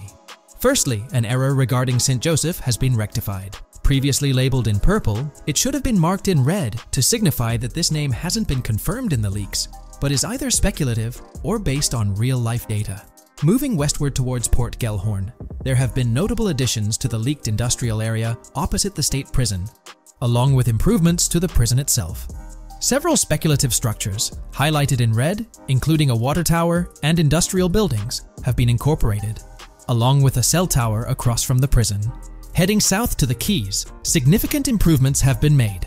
Adjustments to the landmass near the camera location, where the shot with the Dodal seaplane occurs, have been made based on speculative evidence. An airbase/runway has been added, along with guard booth and barriers visible in the trailer. Additionally, 2 speculative buildings marked in red, as well as the speculative Naval Area Station, have been included. That wraps up all the updates to the GTA 6 mapping project. Share your thoughts in the comments below. There have been some significant changes with this update. But now, let's shift our attention to the discoveries made in the trailer. I also wanted to touch on these findings in this video. This marks the initial Reddit post. In the GTA 6 trailer, you can see through the yacht windows and see the interior even though it's very far away. However, in GTA 5, you can't at all see the interior even from close-up. We will probably get inside the yacht and maybe even houses, or at least see inside it. In the shot of the Venetian island, it's evident that there will be a high density of yachts. It seems that the boats will be easily accessible, and based on the leaked shot featuring Jason on a boat from 2022, it's probable that players will have the freedom to enter, drive, and explore yachts like the catamaran seen in the opening scene of the trailer. Now, on to the next discovery, surfboards. Know a lot of people been talking about surfing, and while there's still nothing indicating it being an interactive minigame, surfboards are in-game and seen in the trailer. Surfboards were in 5, but only on the tops of certain cars, and a few static ones at the beach. What do you all think? Will surfboards act as decorations like they were in 5? Or will it be a fully fledged minigame? Personally, I'm not fully convinced yet, but if NPCs do have actual schedules/lives, I can't see things like surfboards just being static, especially at the beach. My guess is we'll see NPCs bring their own items to and from the beach, including surfboards, but the interactiveness is still in question. From the leaks, there hasn't been any information indicating that surfing will be an interactive activity in the game. Nonetheless, there have been numerous articles discussing this possibility, like the one mentioned here. Major GTA 6 leak allegedly hints at surfing to debut in series. The upcoming GTA 6, officially untitled, leaks are becoming more frequent and interesting, with a recent one revealing that the upcoming title will include new water sports, such as surfing. According to a report by the Dexerto Gaming website, a leaker named Alix Venturas revealed on Twitter that Rockstar Games plans to improve the water physics in Grand Theft Auto 6 and will introduce several water-based activities. While the gaming studio has not officially commented on the leak, players are convinced, given that Grand Theft Auto 6 will almost certainly feature Vice City, a fictional version of Miami, Florida, known for its beaches and water activities. However, it's important to note that these rumors haven't been confirmed by either the official leaks or the trailer. It remains to be seen whether these surfboards will merely serve as decorations. Now, on to the next and final discovery I'd like to highlight in this video, which might just be your favorite. Princess Robot Bubblegum is confirmed to be in GTA 6. Just like the Righteous Slaughter game series, Princess Robot Bubblegum is seen on a shirt, and will most likely return with more episodes. The series originally appeared in The Ballad of Gay Tony, and again with more episodes in GTA 5, making this the third appearance. There's been quite a buzz about Jason, one of the main leads in the highly anticipated Grand Theft Auto 6. People are spinning theories left, right, and center, suggesting he might be an undercover cop, an agent, an ex-cop, or even someone with a military background. It's been the talk of the town ever since the first official trailer dropped. Now, I've got to warn you, what we're about to discuss might just spoil a bit of the GTA 6 storyline for you. But hey, if you've been keeping tabs on the GTA 6 grapevine, chances are you've already heard murmurs about these theories. Now, I gotta stress, folks, that as exciting as these speculations are, they're just that, speculations. Nothing set in stone. But here's the deal. There are some interesting things in Jason's outfit from certain glimpses in the trailers and Rockstar's promotional stuff that sort of fuel these speculations. They're like breadcrumbs teasing us about Jason's potential undercover identity. So today, I'm here to unravel these clues and take you through the evidence we've got so far. We'll start with the very first trailer of Grand Theft Auto 6. You know, the one that set the internet on fire? We'll dissect it bit by bit and get into the nitty-gritty of this theory that's got the GTA 6 community all hyped up. And it's not just about the trailers, folks. Oh no, there's a whole treasure trove of articles out there discussing findings made by fans, diving into details, and connecting dots. We're gonna sift through all that too. And hey, while we're at it, let's not forget about the actors. There's been some chatter about who might be stepping into the shoes of Jason in this game. So we'll toss that into the mix as well. There's plenty to unravel, and we're here to explore every nook and cranny of this speculation, piece by piece. So grab your favorite snack, get comfy, because we're about to embark on a journey through the GTA 6 speculations, theories, and rumors about Jason. Let's start off by jumping into this interesting Reddit post. I've seen some speculation that Jason is an undercover cop makes sense since we see first-person gameplay of a police raid. I'm guessing he falls in love with Lucia, and his storm between his duty and his love could be not true, but it seems like it would be a good twist in something Rockstar would do. Okay, let's take a deeper dive into this scene where we encounter these 4 police officers. They're pretty unmistakably cops with that distinct police badge on their body armor. It's crucial to note the small details here, especially regarding their attire, as it might hold some key information. Now, among this squad of officers, there's one guy who stands out from the rest. He's chilling on the far right, sporting a casual white tank top, while the others are all suited up in body armor, their caps turned backward. This difference suggests a hierarchy within the group, making us wonder if this dude's perhaps a higher up or holds a different position within the force. The intriguing part, though, is the context of this scene. It feels like a pivotal moment, almost as if these officers are significant characters in the narrative. But let's pump the brakes a bit. It's all speculation at this point. We can't be certain of their importance or their roles in the storyline just yet. Now, let's loop this back to Jason, the main focus of our attention. There's a striking connection here. The cop on the far right and the one in the middle, both sporting these distinct olive green cargo pants. These pants seem to be a part of their uniform, something that catches the eye. But here's the twist. The same style of cargo pants is seen on Jason in the official Grand Theft Auto 6 artwork released by Rockstar. Coincidence? Maybe, but it feels like too much of a match to ignore. What's up with these pants? Is it a fashion trend among the police force in the GTA 6 universe? Or could it be hinting at a deeper connection between these officers and our protagonist Jason? The plot thickens, and we're left to ponder the significance of these subtle visual cues. Is there a backstory linking these officers to Jason? Or is it merely a design choice by the creators to establish a visual pattern? We're left with questions, my friends. Questions that make us itch to uncover more about this intriguing storyline. So, buckle up as we continue this investigation, piecing together clues and theories, aiming to decipher the enigmatic links between these officers and our mysterious main character, Jason. There's a whole world of possibilities waiting to be explored within the realm of Grand Theft Auto 6. Let's dive into this article by Exputer that further supports this rumor. GTA 6 fans have been busy digging into the lore of both protagonists since the trailer dropped. It appears that users may already have found notable details about Jason. A slew of forums and posts have popped up with speculations with evidence that complies with prior findings. A post by the Redditor, Jack_Torrance80, on the GTA 6 subreddit solidifies the past rumors that clarified that Jason would start the game as a cop. The pants worn by the protagonist in the GTA 6 poster are a part of the official uniform of Miami-Dade Police. The green cargo pants are the same color used by the Miami-Dade Police SWAT team. Additionally, the inclusion of body cam footage in the trailer may also imply his past background as a cop. It is speculated that he was dismissed from the service during the events of the game, having to continue his life as a petty thief. In the side-by-side comparison, you'll notice something intriguing. Those pants on the right in the image are an exact match to the ones worn by those police officers in the trailer clip. The detailing with those black bands and the gun holsters, it's all there. But here's where it gets interesting.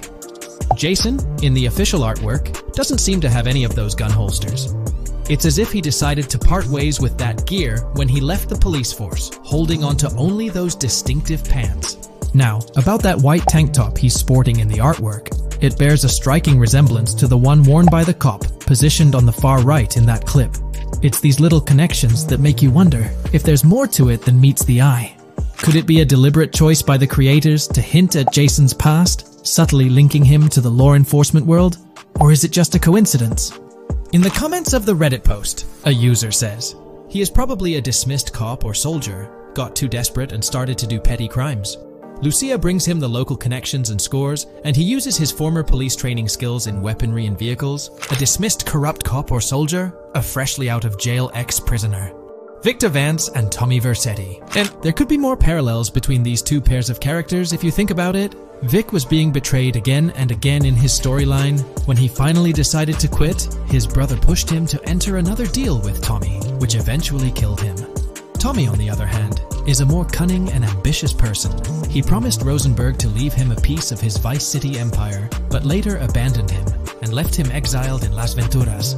These observations really bring up some compelling comparisons, especially when looking at Tommy Vercetti and Victor Vance from previous GTA installments. There's a chance we might see echoes of similar themes or storylines reflected in GTA 6, which lines up nicely with what Rockstar teased in the trailer. Let's zero in on Jason's haircut. It's clean cut and short, a style often associated with law enforcement or military personnel. That detail might not be just a coincidence. It could be a deliberate choice by the creators to hint at Jason's past as an ex-cop or someone with a military background. It adds an extra layer of depth to his character, don't you think? I'm genuinely interested in hearing your take on this theory. There is a lot of evidence supporting this theory, and it might be a major deal as we might be working with the police possibly in GTA 6. That would be a completely new gameplay element in the GTA series, so we have a lot to look forward to. Tell me, what are your thoughts and opinions about Jason's potential background, whether he's linked to law enforcement or not, as it could shed more light on this intriguing speculation. So, please share your thoughts in the comments section below, and let's keep this discussion rolling. Today's video dives into the NPC AI patent, focusing on virtual navigation in Grand Theft Auto 6. This patent sheds light on the intricacies of in-game traffic, promising a heightened level of realism compared to previous iterations. We'll explore the notable enhancements Rockstar has implemented, creating a more sophisticated system that elevates the gaming experience. By examining various sources, we aim to provide a comprehensive overview of this navigation system, offering insights into what Rockstar has in store for NPC navigation in GTA 6. Let's delve into the details of this intriguing patent. System and method for virtual navigation in a gaming environment. Let's break down this patent for a moment. Essentially, it gives us insight into how non-playable characters operate within the game environment. They explain that NPCs' actions are controlled through artificial intelligence, allowing for real-time decision-making based on preset algorithms. In many systems, this is achieved through nodes and links, where each node contains important data that influences NPC movement. For example, in a game involving vehicles, this data could include factors like vehicle speed, lane width, road type, and number of lanes. Now, these nodes are essentially waypoints that NPCs follow to navigate from one point to another. In simpler sections of the road, these nodes might be connected linearly, guiding NPCs straightforwardly. But in more complex areas, like junctions, the nodes become more intricate. Take a basic intersection, for instance. A vehicle approaching it would have several exit options, leading to a branching network of nodes. In older systems, like the one used in GTA 5, NPCs might make decisions at these junctions based on simple rules, sometimes leading to behaviors that seem a bit random. However, this conventional method has its limitations, especially when it comes to handling various factors like weather conditions, changing lanes, parking cars, or anticipating road exits. In these situations, the old system could falter, as NPCs might not adapt well to the dynamic environment. One downside of the node-based system is its limited capacity to replicate real-life factors that humans naturally consider. Another drawback is its constraint in automating NPCs effectively. Due to memory and processing limitations, only a set number of NPC-controlled cars can be spawned in the game. Naturally, players crave a more immersive experience with a greater number of NPC-controlled cars on the road. Moreover, in conventional systems, NPCs often repeat the same actions, and some may even disappear as players get closer to them. Additionally, in GTA 5, the system relies on local traffic avoidance for NPCs to steer clear of collisions. This means that NPCs continuously scan their immediate surroundings each frame for any obstacles like vehicles, pedestrians, or objects. Using a front-facing polygon, they gather data about the road layout and calculate the optimal steering angle to dodge obstacles or stay on the road. It's worth noting that this process occurs independently for each frame, without any reference to previous frames. This results in slower detection, as the system may not recognize a road blockage promptly. Instead, it interprets the obstruction as something to be avoided, without distinguishing it as a complete road blockage. Recognizing these limitations, Rockstar has engineered an NPC system that addresses these shortcomings of conventional systems. This advanced system efficiently manages NPC nodes and node graphs, yielding optimal outcomes while circumventing hardware and software constraints. NPCs in this system demonstrate heightened spatial awareness and adaptability, capable of altering routes based on real-time data from the environment. Moreover, this innovative system synergizes with the tagging mechanism discussed in earlier discussions. Through node analysis, the system identifies tags, such as indicating a road leads to a junction unsuitable for large vehicles. Consequently, large vehicles are deterred from entering. Furthermore, NPCs within this system consider various attributes of vehicle types, models, including speed restrictions, acceleration and braking capabilities, top speeds, cornering abilities, and vehicle size. NPCs will consider a plethora of data from their surroundings, leading to heightened situational awareness. Video games are populated by NPCs who are able to make real-time decisions based on their environment. Games use a specific system for NPCs to traverse the game world. However, this system is very limited, and thus the decisions NPCs can make are very limited as well. NPCs in vehicles only consider their close vicinity, but nothing else. Also, to avoid collisions, NPCs only consider the last generated frame and base their reaction on that. No prior frames are considered. Rockstar has invented a new system which aims to fix these issues and make NPCs more intelligent, and thus make the game world feel more realistic. NPCs can now consider factors like traffic, as well as account for changing lanes when parking cars, anticipating a road exit, weather conditions, and the like. There are more than a predetermined number of NPC-controlled cars in the game now for a realistic experience for the player. Vehicles can now plan accordingly in case there is any type of road blockage. This also applies to police cars being able to navigate their way through traffic during a chase. I'd like to highlight another breakdown of the patent, which dates back 3 years ago. Let's delve into it. Takeaway from yesterday's patent post. I've read over the patent post from yesterday, and I noticed a lot of people missed the most exciting information in it. I'll sum it up in non-technical language. It's essentially a method to improve vehicle AL when driving currently. When NPCs drive on the road, they can sense a few cars around them to determine crashes or other things to drive around. This is dumb AL, as it has very few factors to take into account, and requires a lot of computational resources. This is why vehicles despawn when far away to free up the CPU. Rockstar's patent describes a system that primarily will change this and give NPCs more situational awareness. They will essentially have an objective of navigating from one location to another. Simplified, but is essential in making routines similar to RDR2, and be able to take into account other external factors. Coolest of all, NPCs will still exist when your game isn't rendering them in this implementation. Specific examples mentioned by Rockstar state they will be able to use weather conditions, traffic, and crashes to determine where to go. Some areas might be dangerous in the rain, they might avoid it. If an area has too much traffic, they will avoid it. Possibly destructible environmental areas could be reacted to. Similar to bridges in Just Cause, this point is speculation, however. Cars will also be able to take into account number of lanes and speed in their decisions. NPCs will be also able to take into account high-speed chases and be able to navigate if they themselves are speeding. There will also be other reactions that are mentioned specifically, such as changing lanes before a highway exit appears, and as Rockstar puts it, driving slower on residential-type roads, or having to perform certain maneuvers to avoid oncoming traffic on single-lane streets. The large part they also mention is this implementation uses a lot less processing power. The NPC schedules can be relayed by a central server. They could possibly use the console itself as well, and it doesn't require the same constant surrounding analysis. As previous Rockstar mentions, this will allow them to have denser traffic with the same resources. A large aim also seems to be realism. Rockstar's patent mentions realistic reactions to various factors as being the main intent. For example, NPCs will each have different driving ability levels based on the driver and the car. Essentially, each driver will have its own profile and have unique driving characteristics as well as skill level. Some might speed, others might not. Each vehicle will also affect the driving of these drivers. We're eagerly anticipating the debut of this new system in action in GTA 6. Share your thoughts in the comments section below.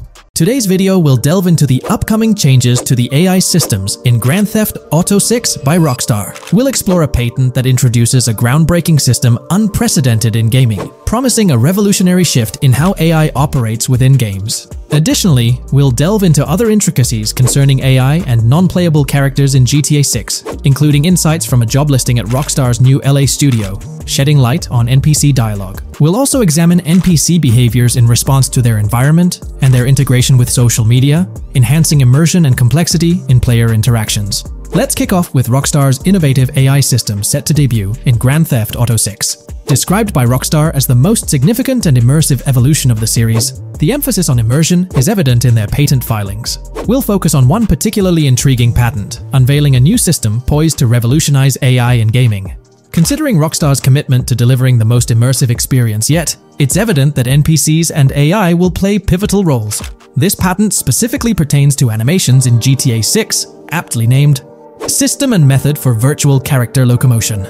Back in 2020, Rockstar Games unveiled an innovative system that will debut in GTA 6. Now, the details might sound a bit complex, but essentially, this patent outlines a fresh approach to animating characters and imbuing them with dynamic intelligence. These characters will now possess a kind of virtual brain, allowing them to react to their environment, other NPCs, weather, and even their mood, influencing their animations on the fly.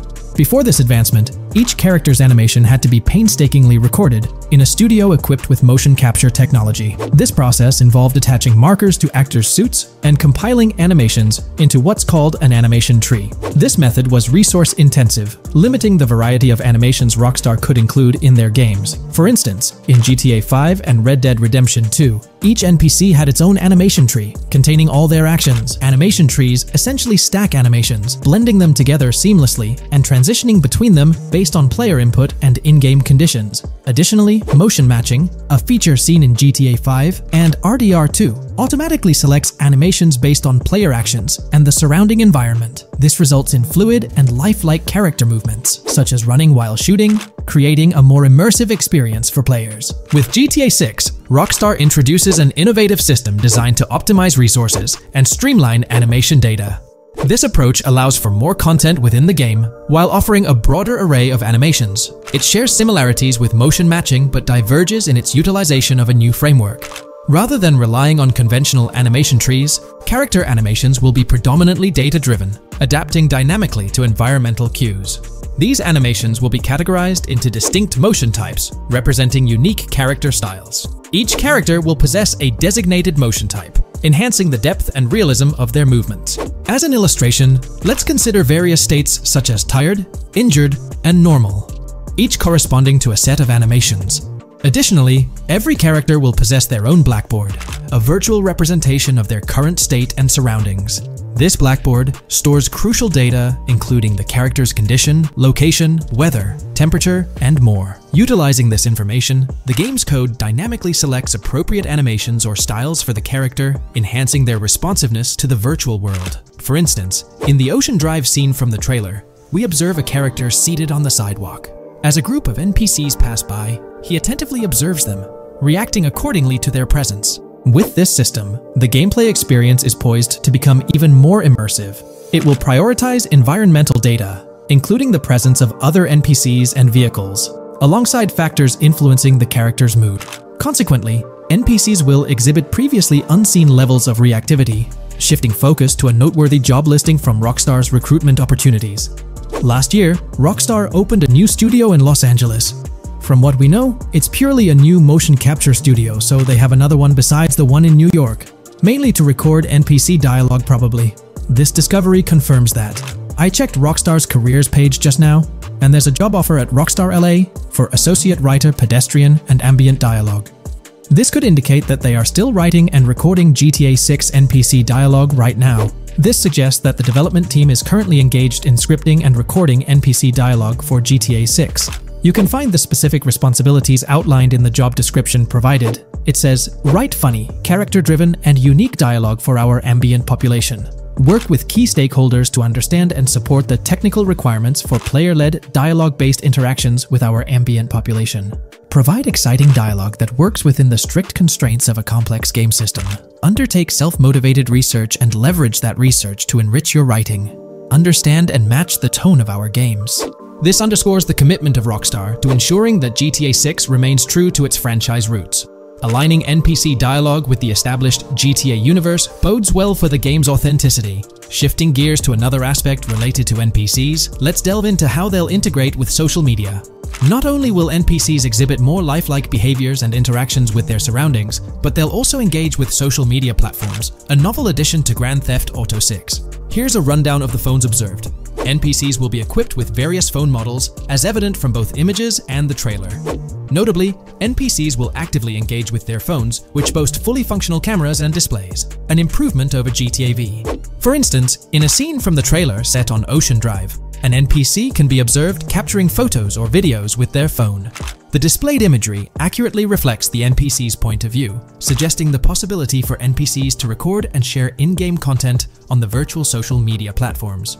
Let's delve into an intriguing Reddit post that delves into this aspect further. Here's why NPC-recorded TikToks aren't as far-fetched as you think.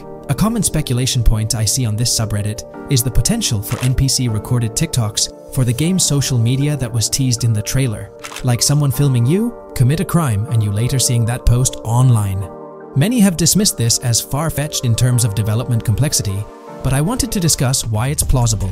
Firstly, I think we've already seen a system that could serve as a base for building a TikTok-like system, the Instant Replay, Rockstar editor from GTA 5. Given this game is more of a sandbox with physics rather than a competitive shooter, where replay systems are typically seen, it's even more impressive to consider this system in GTA 5. It accurately records and replays events just as they happened, with every car, ragdoll, etc., moving just as it did originally in the moment. The tech behind this isn't actually recording like a camera and replaying, it's really just recreating it, which again makes it impressive how much time Rockstar put into it, making it accurate. To me, this feels like what could be used as a base for a system where NPCs record their own videos from their perspective. This next thing is something I could have sworn I remember hearing long ago, but can't seem to find, and was hoping someone on here remembers too. Back before GTA 5's launch, there were details revealed through various interviews, magazines, etc., and I remember hearing or reading something about being able to watch your own crimes on Weasel News on the TV. This obviously didn't end up in the game, but there is a slight remnant of it in GTA Online. Am I the only one who remembers this being mentioned for single player though? Maybe my mind is playing tricks on me. Anyways, this last point is actually from the trailer, at the 0:33 mark. In this scene, we see a lot of NPCs hanging out on a busy street, and one NPC in particular recording on his phone. As we know, Rockstar's trailers are always all in engine, no CGI cinematics, so I think it's worth noting that it looks as if his screen is accurately showing what he's looking at. My screenshot is zoomed in, but if you got Hatmark on the trailer, you can see it matches up to what he's looking up at. Could this be a hint towards said system, or just a nice detail? Rockstar has a reputation for delivering what they showcase in their trailers, often exceeding expectations. Their dedication to enhancing NPC interactions in GTA 6 underscores their commitment to creating a vibrant and authentic game world. I'm curious to hear your thoughts on these developments. Feel free to share your opinions in the comments below. In today's video, we'll delve into the most recent iteration of the GTA 6 mapping endeavor. We'll explore the freshest alterations introduced to the map, including newly incorporated locales and adjusted road placements. Additionally, we'll examine some intriguing revelations stemming from the inaugural official trailer, such as the appearance of a swordfish. Furthermore, we aim to tackle one of the pivotal queries surrounding GTA 6, the extent of Rockstar's intention to amalgamate multiple states into the fictional entity of Leonida. We'll sift through all available clues, encompassing leaks and insights from the initial trailer, to shed light on the potential inclusion of Georgia in the game. Let's kick off by scrutinizing the latest rendition of the GTA 6 mapping endeavor. This most recent update, which debuted just a few hours ago, represents the pinnacle of this extensive fan-driven mapping project. Here's a peek at the current state of the GTA 6 map. We've got Vice City and Port Gilhorn in the mix, with tweaks made to both cities, along with some other spots on the map. Keep an eye out for changes like the prison from the opening shot and the Gator Keys. To kick things off, there's a fresh addition to Vice City known as Waning Sands. While details about this neighborhood are mostly speculative at this point, it's believed to be the setting for a pivotal scene from the trailer. You know, the one where Jason and Lucia dodge past a few police officers in their getaway vehicle. In this vicinity, you'll find the Evergreen Mall Center, prominently featured at the start of the scene.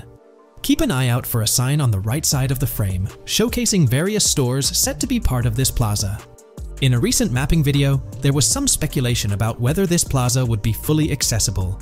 While only part of the name MLE is visible at the top of the sign, it seems the mapping community is also leaning towards it being called Evergreen MLE. However, the exact location of the MLE within the plaza is still up for speculation. Notice how the buildings on the map are marked in red? Well, there are a few other speculative additions to Waning Sands. These include a gas station, Sailbolt K condos, and Cricket Club condos.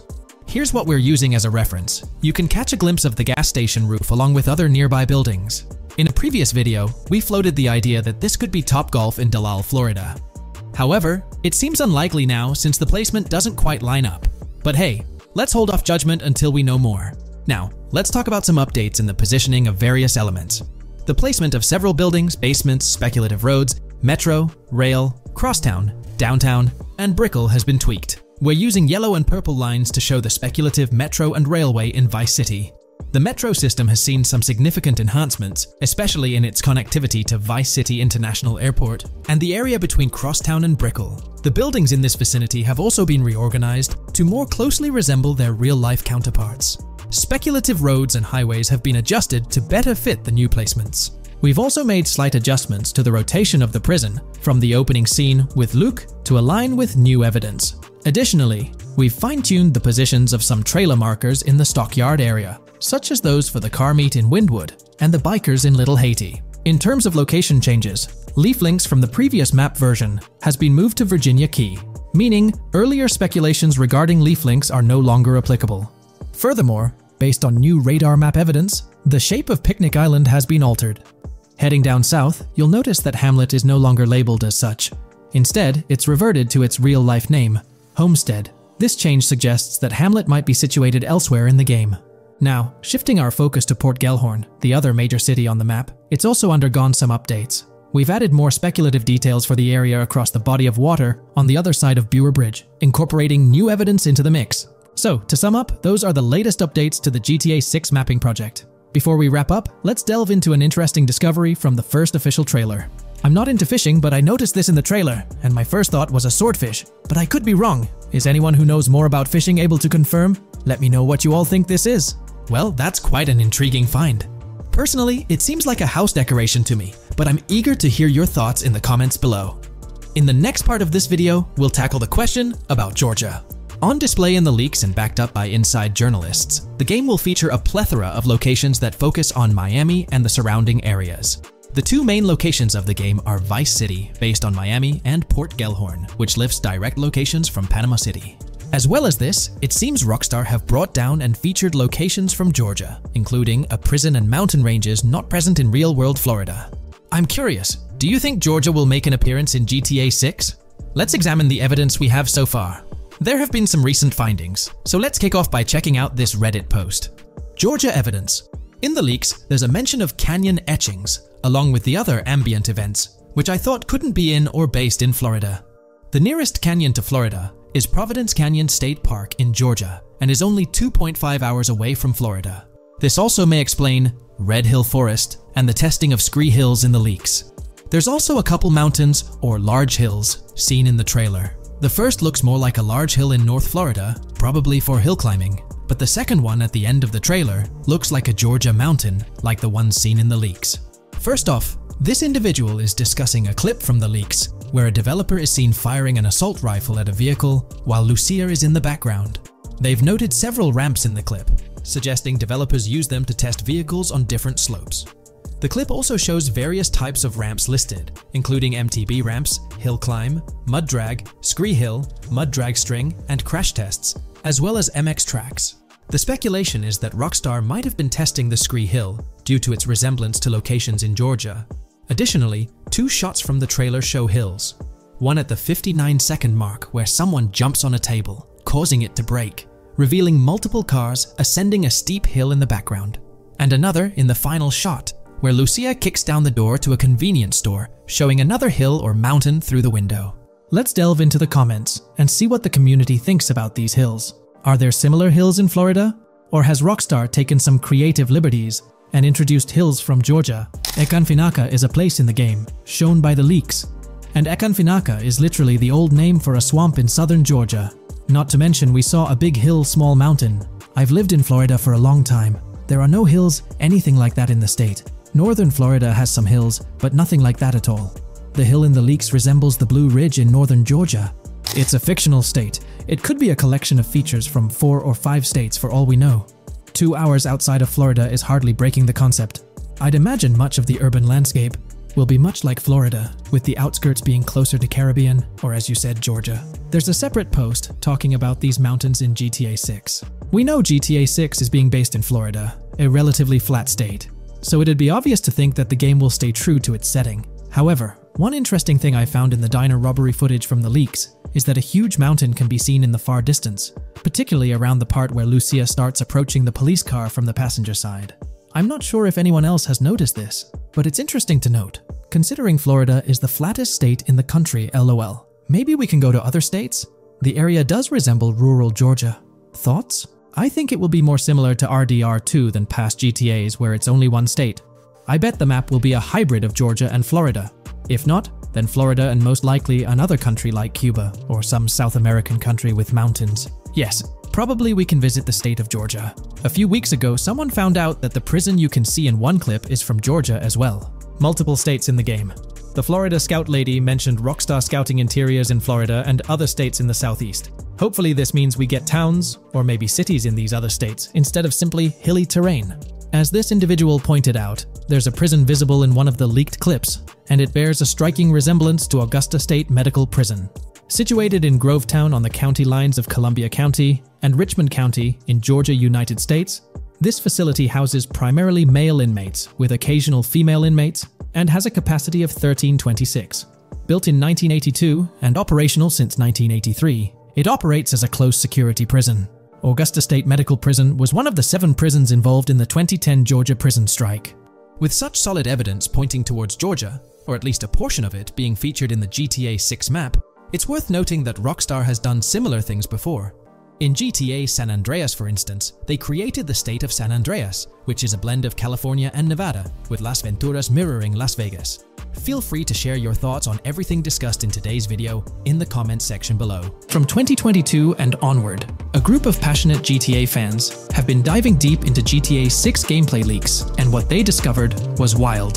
Their mission? They're trying to map out the entire landscape of GTA 6 before Rockstar Games even releases the official game. And guess what? They're actually making some serious headway. This is all about the ongoing GTA 6 mapping project. So, how did this whole endeavor start anyway? It's an interesting story that not many folks are aware of. You see, there was a similar craze back when GTA 5 was announced. Back in 2011, a group of dedicated fans took it upon themselves to predict and sketch out the layout of GTA 5's terrain. How did they do this?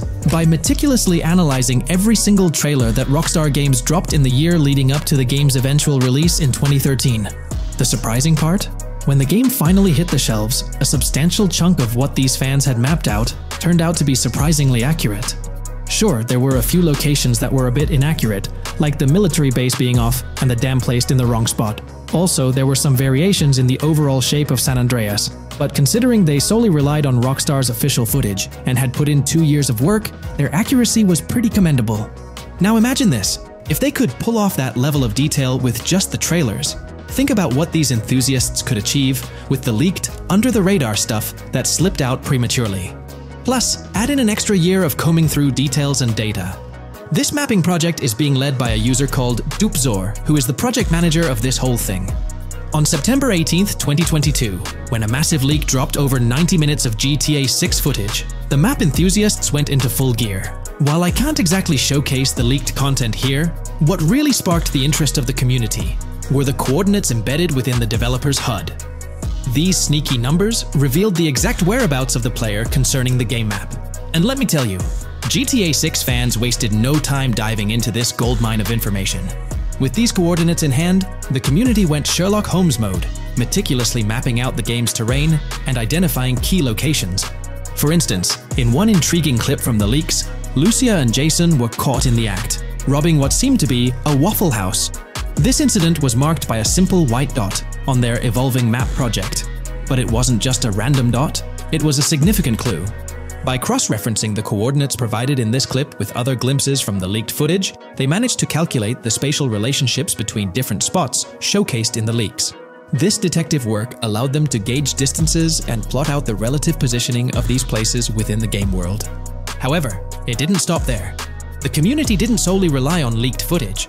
They combined their detective skills with the official trailer and, using a blend of educated guesses and hard data, endeavored to include every conceivable road, building, and landmark featured in the GTA 6 map. The goal? To create a comprehensive and accurate representation of the game's virtual world based on all available tidbits of information. It's a fascinating process that demonstrates the dedication and passion of gaming communities in piecing together the puzzle of what to expect in GTA 6. Since the leaks hit, the GTA community has been on a mission, working tirelessly to piece together the game's map. Their focus has mainly been on sketching out the main areas, the cities, towns, and key landmarks. It's been quite a collective effort, with everyone trying to contribute and fill in the blanks based on whatever clues they could find. Then, the trailer dropped, and it was a whole new ball game. Among all the fast cars and flashy scenes, Rockstar slipped in a subtle surprise for the observant fans. After a few days of dissecting the trailer frame by frame, someone spotted it, a tiny image hidden in the bottom right corner of the ending screen. And guess what? It looked like a map snippet. Naturally, the community went into full detective mode. They put on their magnifying glasses and compared this mysterious map with the one they'd been building from the leaks. There were some similarities, especially with the layout of the right side and the presence of separate islands at the bottom, surrounded by water. But here's the catch. That image was pixelated to the max. It was like trying to figure out a puzzle with half the pieces missing. The lack of detail made it nearly impossible to confirm if it matched their map. This whole revelation sparked a heated debate among fans. Some folks started wondering if Rockstar deliberately threw this low-res map nugget to mess with their heads. Could it be that Rockstar is messing with the community, leading the GTA 6 mapping project into the wrong path? It's pretty odd for Rockstar to include this map, as it was deliberately placed. When it comes to safeguarding the details of their upcoming games, Rockstar is notoriously tight-lipped. So, when those leaks dropped in 2022, it really threw a spanner in the works for the company. It's kind of a déjà vu situation, considering a similar thing happened back when GTA 5 was in the spotlight. I can't help but wonder if Rockstar did this deliberately, as a deliberate move to shake things up and keep everyone guessing. But then again, we, the GTA fans, are pretty good at concocting theories out of thin air. Now, about that mysterious, highly detailed artwork nestled in the official wallpaper, that's what's really piqued my interest. It's like this odd piece that stands out from the rest, making me think it wasn't just randomly thrown in there. There's gotta be some intention behind it, right? The big question swirling around is whether it's a sly misdirection or a subtle clue for the savvy gamers. But honestly, we won't get any answers until the game hits the shelves, or maybe, if we're lucky, after another sneak peek in a new trailer. The GTA 6 mapping community dove headfirst into dissecting this artwork, but truth be told, there wasn't much to work with. So, they've been sticking to the stuff they can actually confirm. Oh, and those maps floating around, especially the ones from IGN and PC Gamer, they're more like creative interpretations. Think of them as speculative mock-ups cooked up by the mapping community based on their hunches and educated guesses. There's a whole lot of imagination at play there, but none of it has received the official stamp of confirmation. The GTA 6 mapping project might not be dropping any bombshells about unknown locations in the game, especially considering how the gameplay leaks already spilled quite a bit on what's in store. Now, the heart of this community effort lies in the finer details. They're all about pinning down the exact spots where these landmarks and locations are going to be placed within the game's vast world. However, let's be real here. They've barely scratched the surface, covering roughly just 10% of the entire map. Still, kudos to them for the tremendous effort and progress they've managed to make with what they have. What's confirmed though is that this map in GTA 6 is going to be an absolute beast, nearly double the size of the already sprawling map in GTA 5. They've made strides, particularly in fleshing out the Miami Beach region seen in the trailer, those gorgeous Venetian islands from the breathtaking aerial shot, and even narrowing down the location of Lucia's incarceration in the game. Looking ahead, this ongoing commitment over the coming years will gradually unveil more insights into what we can anticipate from the GTA 6 map. The anticipation is real, and it's fascinating to witness how this mapping endeavor will continue to shape our expectations for GTA 6. Looking at the timeline, it's pretty clear that both the completion of the project and the release of GTA 6 are still a considerable number of years down the road. But let me tell you, the dedication and hard work displayed by this community are nothing short of remarkable. Honestly, they deserve way more recognition for what they're doing. If you're keen on staying updated with the latest progress, or even lending a hand to this endeavor, I strongly recommend hopping onto the GTA 6 mapping community Discord. You'll find the link in the description below. These individuals have a monumental task ahead of them. But you know what? It's an incredibly intriguing project. Back in the days before GTA 5, I didn't even know something like this was happening behind the scenes. But now, as we patiently wait for 2025, every snippet of information or rumor about GTA 6 gets me all excited. And out of everything related to the game, I find the mapping community's tireless efforts the most captivating and commendable. A massive thank you to every single person contributing their time and effort to this project. I genuinely cannot wait to witness the final result of all their hard work. GTA 6 has been announced, and it's caused a whole bunch of rumors to swirl around. We've got a list of stuff that's actually confirmed for the game, so let's dive in. Now, the game isn't coming out anytime soon. Rockstar Games is still working hard on it. But thanks to some leaks, we've got some inside info on what to expect. We're talking vehicles, game physics, and the main characters, Lucia and Jason. Plus, we've got details on the map, the huge open world, activities, and all the weapons you can play with. There's also a bunch of cool stuff going on with NPC AI, RPG elements, and some new gameplay features. People are pretty hyped about all this, and they're chatting up a storm about what GTA 6 is going to be like. Now let's check out the vehicles in the game. The GTA forums did a solid job gathering this info, so shout out to them. So we've got confirmed vehicles like the Blista Compact, Ocelot Locust, and something that looks like a 90s Buick Skylark. By the way, I'm holding a monthly giveaway for a PlayStation 5. You just need to subscribe and you're entered. Now, back to the video. There are a bunch of other cars too, without official names, like a 90s Chevy Caprice, a 2016 present Chevy Malibu, a Chevy Sonic, and a 2018 to 2022 Honda Accord. Rockstar usually gives these cars funny names. Other rides include the Albany Primo, Benefactor Shafter LWB, something that's like a mix of Ford Explorer and Tahoe from the 90s or 2000s, a 2018 present Toyota RAV4, with Lexus NX vibes and a Mercedes grille, the Pegassi Tauros, a 1980s Jeep CJA Scrambler, a 5th Gen F150, a G20 conversion van, a Brute Camper, a Vapid Speedo, H5 Mixer, Metro Mover, D-Class Sheriff SUV, Mobatsu Sanchez Livery, Nagasaki Street Blazer, a 1970s Ford Ranchero, a 1971 Buick Estate, an Albany Emperor, D-Class Turbo Sabre, Yoga Classic, the Contender, and Sadler. And don't forget the Slam Van Pickup, Bobcat XL, an updated Regina, Alpha, Gauntlet Classic, Moonbeam Helion, Boxville Go Postal, an unknown Albany car that's based on a 1959-60 Cadillac, a Rebel, some Asian sedan, Ferrari or Feroci, Baller, Novak,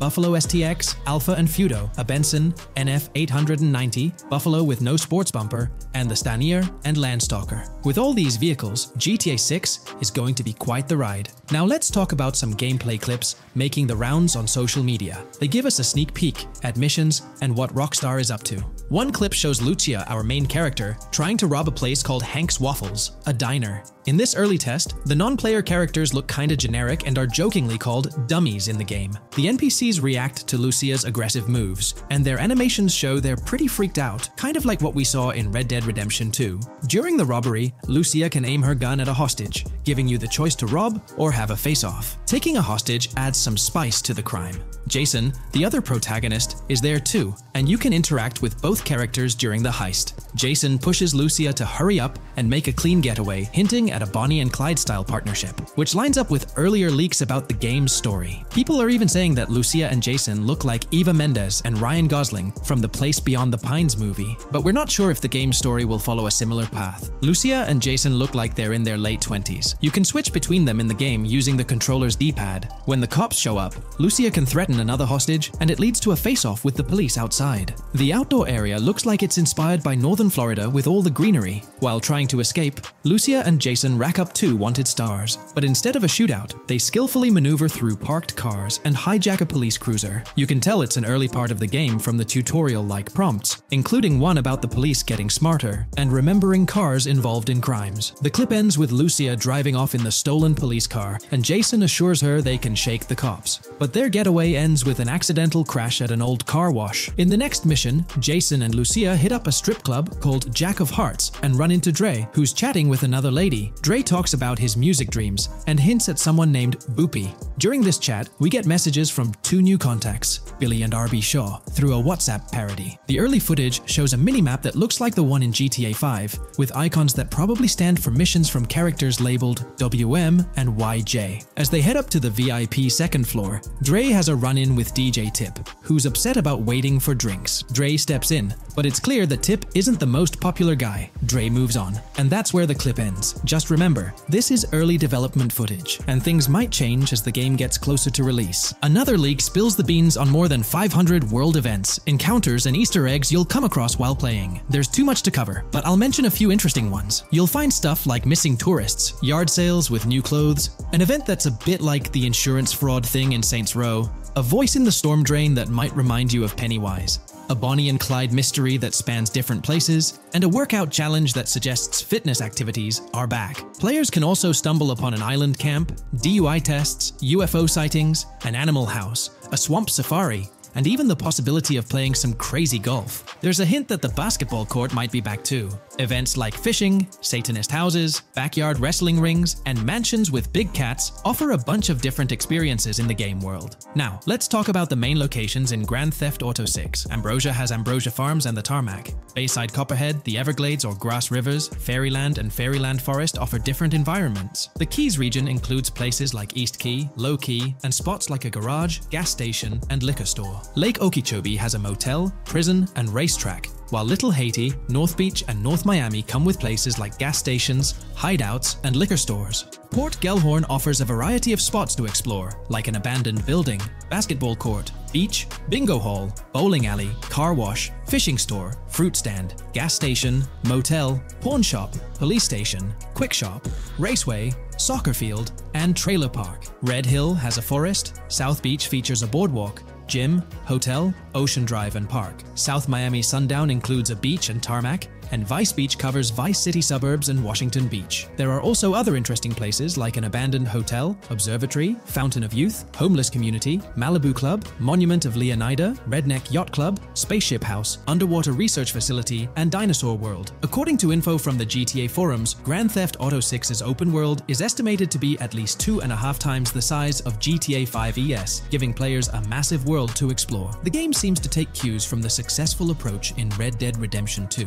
promising a well-designed open world with intriguing mysteries. We've spotted some real-life Florida locations in GTA 6's development footage, like the Homestead Miami Speedway turned into the Port Gellhorn racetrack, and recognizable places such as Portofino Tower, Sombrero Key Light, Solar Amphitheater Bayfront Park, and Lone Depot Park. Even the 1000 Museum, a high-rise condo in Miami, is in the game, showing Rockstar's attention to detail. A metro map that's a match for Miami's real one suggests a deep immersion in the game world. The lush landscapes and greenery might hint at a move into Georgia Georgia, but that's just speculation until we get official word. Details like the Vice City Neighborhood Police Department resembling the Miami Beach Police Department show Rockstar's creativity and world design. As always, we're waiting for official announcements to see how all these elements come together in the final game. Until then, the mystery of Grand Theft Auto 6 keeps fans excited. There's a recent leak suggesting that Alexandra Cristina Echevarri could be the voice behind Lucia in Grand Theft Auto 6. Her voice from a demo reel seems to match up with Lucia's leaked dialogue. We've covered a ton of info about Grand Theft Auto 6, from gameplay details to new features. It's important to remember that the game might still be a couple of years away from release, so we'll have to be patient. Now, let's dig into some interesting findings from the leaked clips. We see Jason and his pals hanging out by an in-ground pool in a lower-income neighborhood, cracking jokes about a parody of social media called Life Invader. It's all about brain downloading and poking fun at Jay Norris's demise. Classic Grand Theft Auto humor. The leaked clips also give us a peek into early police AI testing, showing NPCs using cover better during gunfights. In one scene, Jason robs a diner worker with an assault rifle, and we see some dialogue options that look like they're from Red Dead Redemption 2, but they might just be placeholders. Jason's new ability to go prone is a fresh addition to the franchise, and a scene in a thrift or antique shop hints at the option for robbery, maybe even a place to sell stolen items, which adds depth to the gameplay. There are animation tests for Lucia and Jason, doing stuff like jogging, stopping, and ducking to avoid gunfire. Rockstar's developers also tested vehicle crashing physics, with a car driving over an overpass. Highway signs mention North Beaches and Lake Leonida on Interstate 97, with the current exit leading to Washington Beach. In another scene, Jason stumbles upon a shipping container full of cash and a motorbike. Various development clips show changes to the inside of a vehicle, suggesting new vehicle designs or customization options for players. Throughout the clips, there are various interactions with NPCs in the open world, like characters taking selfies, which makes the game's world feel more immersive. Another mechanic borrowed from Red Dead Redemption 2 is the ability for characters to pick up and carry bodies, adding depth to the gameplay. We also see other influences from Red Dead Redemption 2 in different aspects of the game. The weapon wheel system is similar to Red Dead Redemption 2 with limited weapons and items you can carry. Lucia has a loot bag that might be used for robberies or stealing stuff from different places. The inventory system lets players hang on to health kits and other items for temporary buffs, and Jason can pick up and drop weapons from his inventory. In one scene, Jason enters a gang member's territory and takes cover behind a truck, and we see unique animations for characters reacting to getting shot. There's a mention of a jetpack that was previously leaked by Tom Henderson,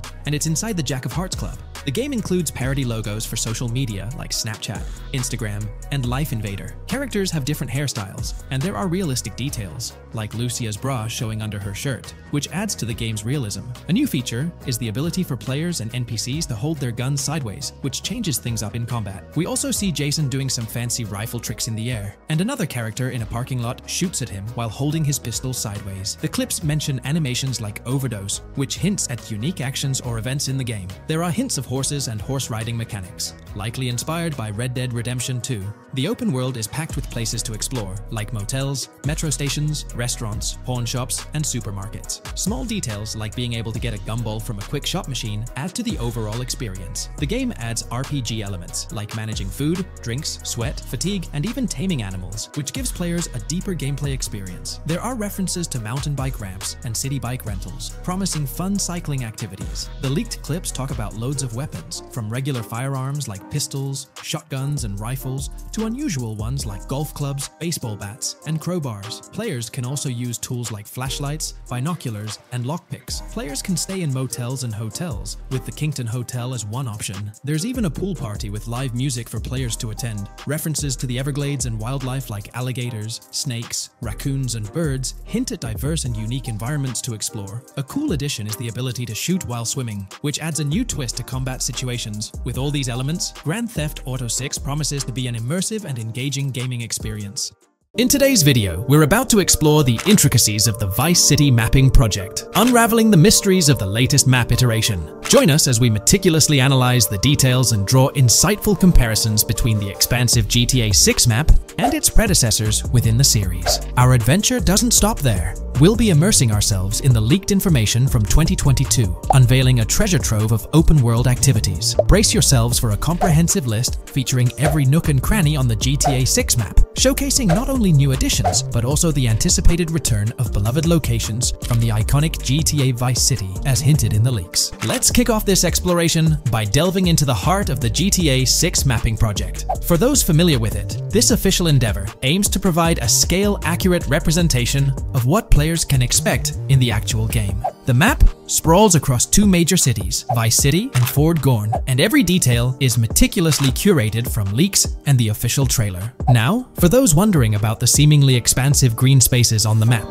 it's important to acknowledge the limitations of our knowledge. The apparent emptiness serves as a stark reminder of the scarcity of information currently available. The top portion of the map, appearing cut off, isn't indicative of boundaries or future expansions, but is rather a canvas awaiting details yet to be unveiled. Addressing rumors about the map's size, speculation abounds that GTA 6 will boast 3 major cities. While Vice City and Port Gorn are confirmed, the third city remains shrouded in mystery. There's a buzz that it might be Yorktown, potentially located north of Port Gorn. However, specifics about the placement of these locations marked in red are still elusive. Now, let's delve into the exciting prospect of exploring key locations on the GTA 6 map. These names, extracted from the official trailer and leaks, offer a tantalizing glimpse into the rich and diverse world awaiting players. Get ready to traverse the landscapes of Yorktown Red Hill Fairyland Forest, near Berryland, a whimsical Disneyland parody, Ambrosia Lake, Leonida, Lore North, Beaches Belleville, Ica, Vice City, Hamlet, Grass Rivers, and the enigmatic Gator Keys. As our journey unfolds, stay tuned for more updates, insights, and speculations surrounding the continually expanding universe of GTA 6. The road ahead promises thrilling surprises, and we're here to navigate it together. Now, let's delve deeper into the intriguing details surrounding Port Gellhorn. The bustling streets and structures around Hank's Waffles Diner, a focal point for a heist according to the leaks, spark anticipation for dynamic in-game events. The meticulous rendering of these locales not only captures the essence of the city, but also invites players to immerse themselves in the narrative-driven experiences that Rockstar Games is known for. Examining the speculative changes in Port Gellhorn, the notable relocation of the Port Gellhorn airfield suggests a strategic reimagining of the city's layout. This shift, coupled with the adjustment of the Port Gellhorn Raceway, hints at a carefully planned urban evolution,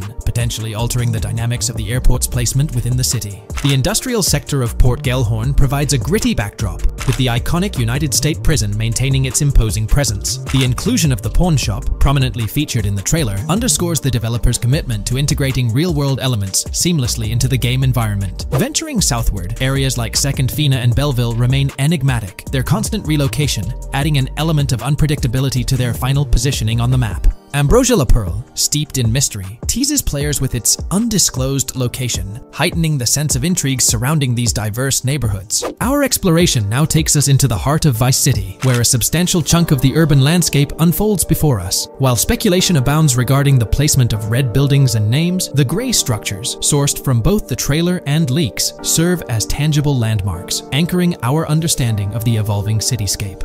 Vice Beach emerges as a vibrant district, adorned with numerous hotels that were meticulously analyzed in previous videos, providing a tangible link between the virtual world and its real-life counterparts. Washington Beach, with its diverse skyline, beckons players with promises of new adventures, enhanced by the improved streets of Stockyard, Little Haiti, Rock Ridge, and Crosstown, as showcased in the trailer footage. Descending further into the enchanting realm of Grass Rivers, we come across the enigmatic district of Hamlet, speculated to mirror the charm of Homestead. Yet, the persistent red designation leaves us tantalizingly in the dark about its precise location. This region reveals fascinating landmarks, including a power plant nestled at Turkey Point and a sewage treatment plant, painting a vivid picture of the industrial landscape, as gleaned from leaked footage. The presence of Grass Rivers itself, along with the mysterious Gator Keys and the alluring sundown, adds an extra layer of intrigue to this particular segment of the expansive GTA 6 map. A moment of appreciation is certainly due to the dedicated individuals steering the mapping project, whose commendable efforts grant fans an evolving and detailed peek into the GTA 6 world. Their commitment to accuracy and meticulous attention to detail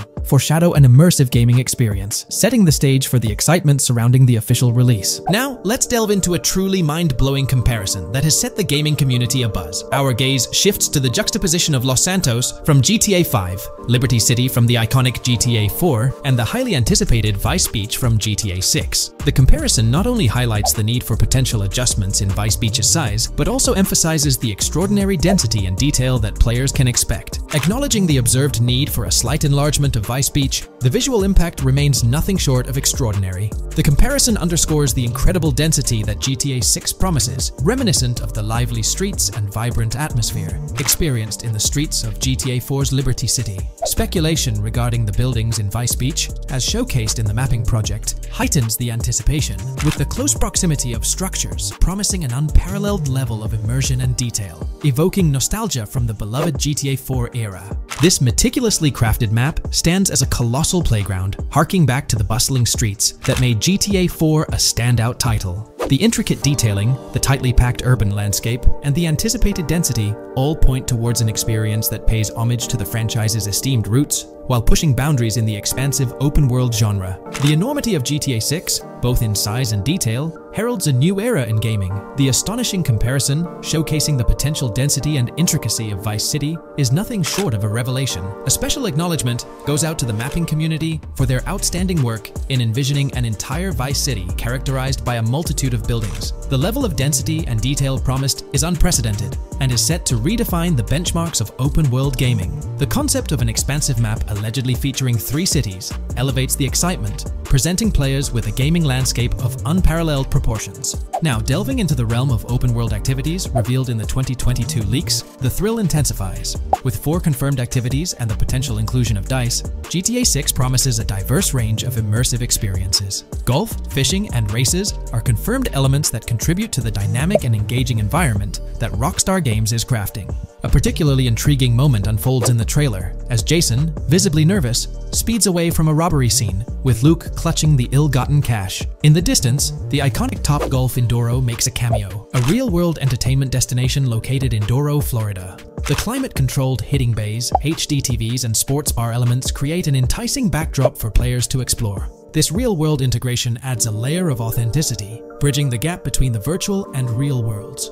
Fishing, poised to be a serene yet potentially rewarding pastime, is expected to be available from various locations in the vast ocean. Races, an integral and adrenaline-pumping element of the GTA series, are set to deliver high-octane excitement that fans have come to expect from the franchise. Furthermore, a detailed list from the GTA 6 document unravels every location visible in the leaks on the GTA 6 map. This includes not only new and thrilling destinations, but also the return of iconic locations from the beloved GTA Vice City. The inclusion of familiar locales adds a nostalgic touch, creating a seamless connection between the past and the present within the expansive world of GTA 6. Now let's embark on a comprehensive exploration of some of the familiar locales making a triumphant return in GTA 6. As unveiled by the mapping project. These recognizable names from the GTA Vice City era evoke a sense of nostalgia, rekindling memories of past gaming experiences. Leaf Links, Malibu Club, Washington Beach, Ocean Drive, Ocean View, and Little Haiti are just a few examples of the beloved spots that players will once again encounter in the immersive world of GTA 6. It's a poignant journey back in time as we rediscover these iconic locations, now reimagined and seamlessly integrated into the highly anticipated GTA 6 map.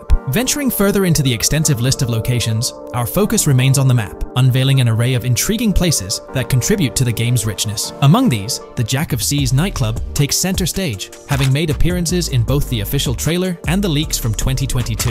While a detailed reading of every location is beyond the scope, feel free to pause the video and explore these fascinating spots at your own pace. From quaint small stores to the distinctive stone sculpture gracing Vice Beach, each location adds layers of detail and authenticity to the sprawling game world, some of which have been exclusively revealed through leaks. Shifting our gaze to Port Gilhorn, a diverse array of captivating places awaits discovery. The car wash, soccer field, a bustling basketball court, the Ambrosia Farm, and the intriguing King Neptune statue are just a glimpse into the eclectic offerings in this part of the map. Sailing through the Keys, exploring underwater ruins, investigating an underwater research facility, and contemplating the mysteries of the Bermuda Triangle add an extra layer of fascination to the GTA 6 experience. With the unveiling of the mapping project, the sheer depth and meticulous attention to detail that Rockstar is investing in the GTA 6 map become even more awe-inspiring. The possibilities for Easter eggs and hidden secrets in this expansive and densely packed landscape seem limitless. As we peel back the layers, the anticipation and excitement for the intricate world Rockstar is crafting only intensify.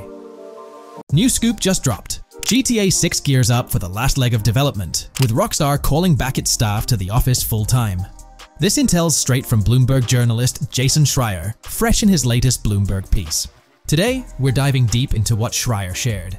Known as a trusted voice in the gaming sphere, let's unpack his insights. Let's not waste time any longer and dive right into Jason Schreier's article. Grand Theft automaker Rockstar Games asks workers to return to office 5 days a week. Rockstar Games, a division of Take-Two Interactive Software, will ask employees to return to the office 5 days a week beginning in April, as the video game maker enters the final stages of development on its next game, the hotly anticipated Grand Theft Auto 6. In an email to staff on Wednesday, reviewed by Bloomberg, Rockstar head of publishing Jen Kolber said the decision was made for productivity and security reasons. The company has faced several security breaches, including a massive dump of early footage from the new Grand Theft Auto and an early trailer that leaked in December. Kolber wrote that the company also found tangible benefits from in-person work. Making these changes now puts us in the best position to deliver the next Grand Theft Auto at the level of quality and polish we know it requires, along with a publishing roadmap that matches the scale and ambition of the game, she wrote. Return-to-office mandates have been a hot topic across various industries since the pandemic forced myriad employees to work from home. More recently, many employers have asked staff to return to the office for 2 or 3 days a week. A study last month found that remote work did not have an impact on productivity. The issue has been particularly controversial among video game workers, thanks to the volatility of the industry and its lack of a centralized workforce. Many of 2023's biggest video game hits, such as Marvel's Spider-Man 2 from Insomniac Games, were developed remotely. Rockstar's in the final stretch of developing Grand Theft Auto 6, hinting at a possible early 2025 launch. With this, we might anticipate the release of a second trailer, along with screenshots and more teasers in the coming months. While fans rejoice, this could mean extra pressure for Rockstar Games staff. Stay tuned here for updates as Rockstar unveils more details about GTA 6. Are you geared up for the official start of GTA 6 marketing? Drop your thoughts below. The GTA 6 community has just found some major clues left by Rockstar Games, and it was under our nose the whole time. GTA 6's Trailer 1 revealed a ton of new things about the game off the bat, but recently, there's been even more developments that show off the GTA 6 main character story, Lucia. We learn a bunch of new things about her background, so if you're not interested in potential spoilers, this may not be the video for you. This information is directly from Rockstar Games, so this is the real deal. So getting into the details of Lucia's jail cell, let's focus on those newspaper clippings. I'll do my best to zoom in and enhance the image, but there are 2 distinct white clippings with black text. One of them appears to have a portrait, and I can only speculate that it might resemble a modern-day wanted poster. This could be showcasing the story of Lucia's alleged crime, accompanied by an image like a visual representation of what she's accused of. It's almost akin to a wanted picture that you'd find in a newspaper. This phenomenon isn't unheard of in real life. When people do something noteworthy or newsworthy, it's not uncommon for them to keep a record of it, like an article, and put it up on their wall as a sort of memento. It's like a snapshot of a moment in their life, even if it involves legal trouble. So Lucia might be preserving this particular newspaper clipping as a piece of her history, whether it's for sentimental reasons or perhaps as a reminder of the circumstances that led to her incarceration. Now let's broaden the scope a bit and draw comparisons to previous GTA protagonists. Take Michael DeSanta, for instance. His mansion has family photos on the walls. Franklin Clinton's house features similar personal touches. Even Trevor Phillips, in his trailer, has pictures that tell a story about his life. It's not just confined to the HD era. Even in the 3D era games, characters had their own way of leaving traces of their lives in their living spaces. This inclination to personalized living spaces is fascinating. In Lucia's case, the jail cell is an unexpected canvas for her personal story. It makes you wonder about her background, the choices she made, and the events that led her to that cell. Exploring these details could give us a deeper understanding of who she is and why she's in the predicament we find her in. Considering Lucia's attachment to those newspaper clippings, it raises interesting questions about her attitude towards her crimes. Perhaps she finds a sense of pride, or even enjoys the bit of notoriety or fame she's garnered from her actions. Keeping those clippings might be her way of cherishing the attention or recognition she's received. The prospect of spending a substantial amount of time in prison also suggests that it could involve more than just a brief cutscene, but potentially a series of missions within the jail environment. Now, shifting our attention to the picture above the bunk bed, it's a bit of a visual puzzle. While it's challenging to discern details, on the left side, there's a guy with a drink in hand, donning a white t-shirt. Next to him is a woman with voluminous hair, and in the foreground, there's another figure. This composition raises the question of whether these individuals could be Lucia's family. The dynamics and connections between characters are often crucial in unraveling the narrative of any GTA game. Acknowledging my limited knowledge about jail life, it's uncertain whether inmates generally have the privilege of keeping photographs with them as mementos. However, in this specific scenario, it appears that Lucia can. This might imply that the prison depicted isn't a maximum security facility, given the freedom for inmates to keep personal items. While the setting is far from casual, it offers a level of interaction and mobility, allowing inmates to go outside, engage in conversations, sit at tables, and soak in sunlight. The orange jumpsuits signify their status, but the absence of being handcuffed to the ground suggests a certain level of relative freedom. In this context, the allowance of pictures and photographs could offer an additional layer of insight into the characters and their personal connections, providing players with a unique perspective on Lucia's life, both inside and outside the jail cell. Taking a closer look at the latest image, which I've adjusted to bring out more details, there's another intriguing photograph. A guy in an orange shirt catches the eye, positioned alongside two women on the right. The one on the left appears to be sporting a hat and sunglasses, although discerning whether any of them is Lucia remains challenging. They could very well be family members, close friends, or simply individuals from her social circle. Amidst all the uncertainty, Lucia seems notably fixated on reflecting upon her actions and the community's response. Beyond this, it's evident that Lucia maintains a distinct connection with a specific group of people, as indicated by the presence of their pictures in her jail cell. It's not just about her individual experience. There's a shared history captured in those photographs, hinting at relationships that go beyond the confines of the jail cell.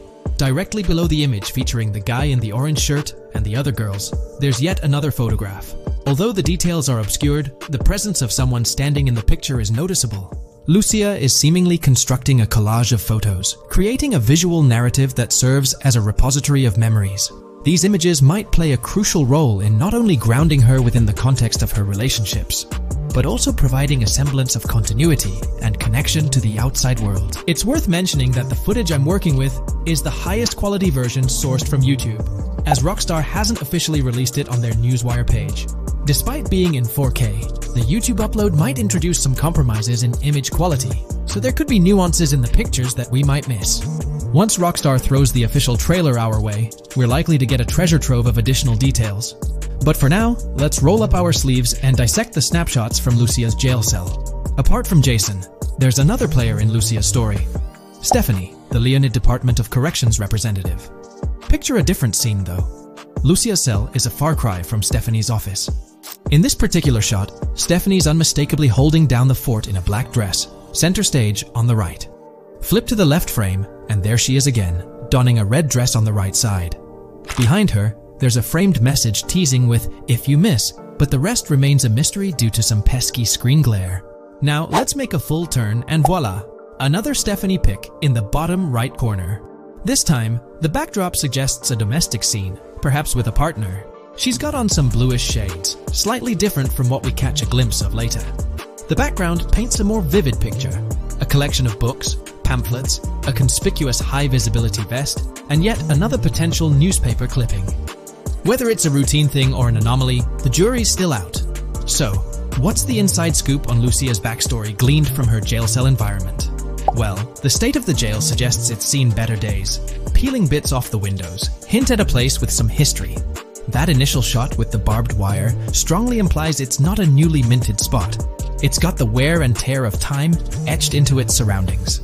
As we immerse ourselves in the intricacies of Lucia's life within the jail cell, the narrative unfolds as a captivating tapestry, each element contributing to the rich story. The subtleties, from the cryptic newspaper clippings shedding light on her alleged crimes to the carefully chosen photographs depicting relationships with family and friends, create a vivid and compelling portrait of Lucia's existence, both within and beyond the jail confines. The personal touches within her confined space evoke a rawness that harks back to the legacy of previous GTA protagonists. Lucia's jail cell, unexpectedly, becomes a canvas revealing a story that transcends the conventional GTA narrative. It prompts curiosity about her past, the decisions that led her to incarceration, and the intricate web of relationships that define her. The permission granted for personal items like photographs in the jail cell adds an intriguing layer to the storytelling, suggesting a nuanced sense of freedom within the constraints of imprisonment. Lucia's attachment to these items, whether they be newspaper clippings or family snapshots, beckons players to ponder her perspective on her own actions and the recognition she may have garnered. While we eagerly await the official trailer release from Rockstar, it is clear that Lucia's story is woven with complexities and mysteries that leave us yearning for more. The weathered appearance of the jail environment, with peeling bits off the windows and subtle signs of aging, hints at a setting steeped in history, amplifying the anticipation for the unfolding narrative. Thus, with these glimpses into Lucia's world, we find ourselves surrounded by a plethora of unanswered questions. When did she find herself behind bars, and what duration does her stay entail? Your insights are eagerly awaited in the comment section. If this exploration into Lucia's jail cell has piqued your interest, a thumbs up would be much appreciated. Comment down below what you believe caused Lucia to go to jail. And did you spot these hidden Easter eggs in the trailer on your first watch? I'm interested to hear back from you guys. Thank you for watching.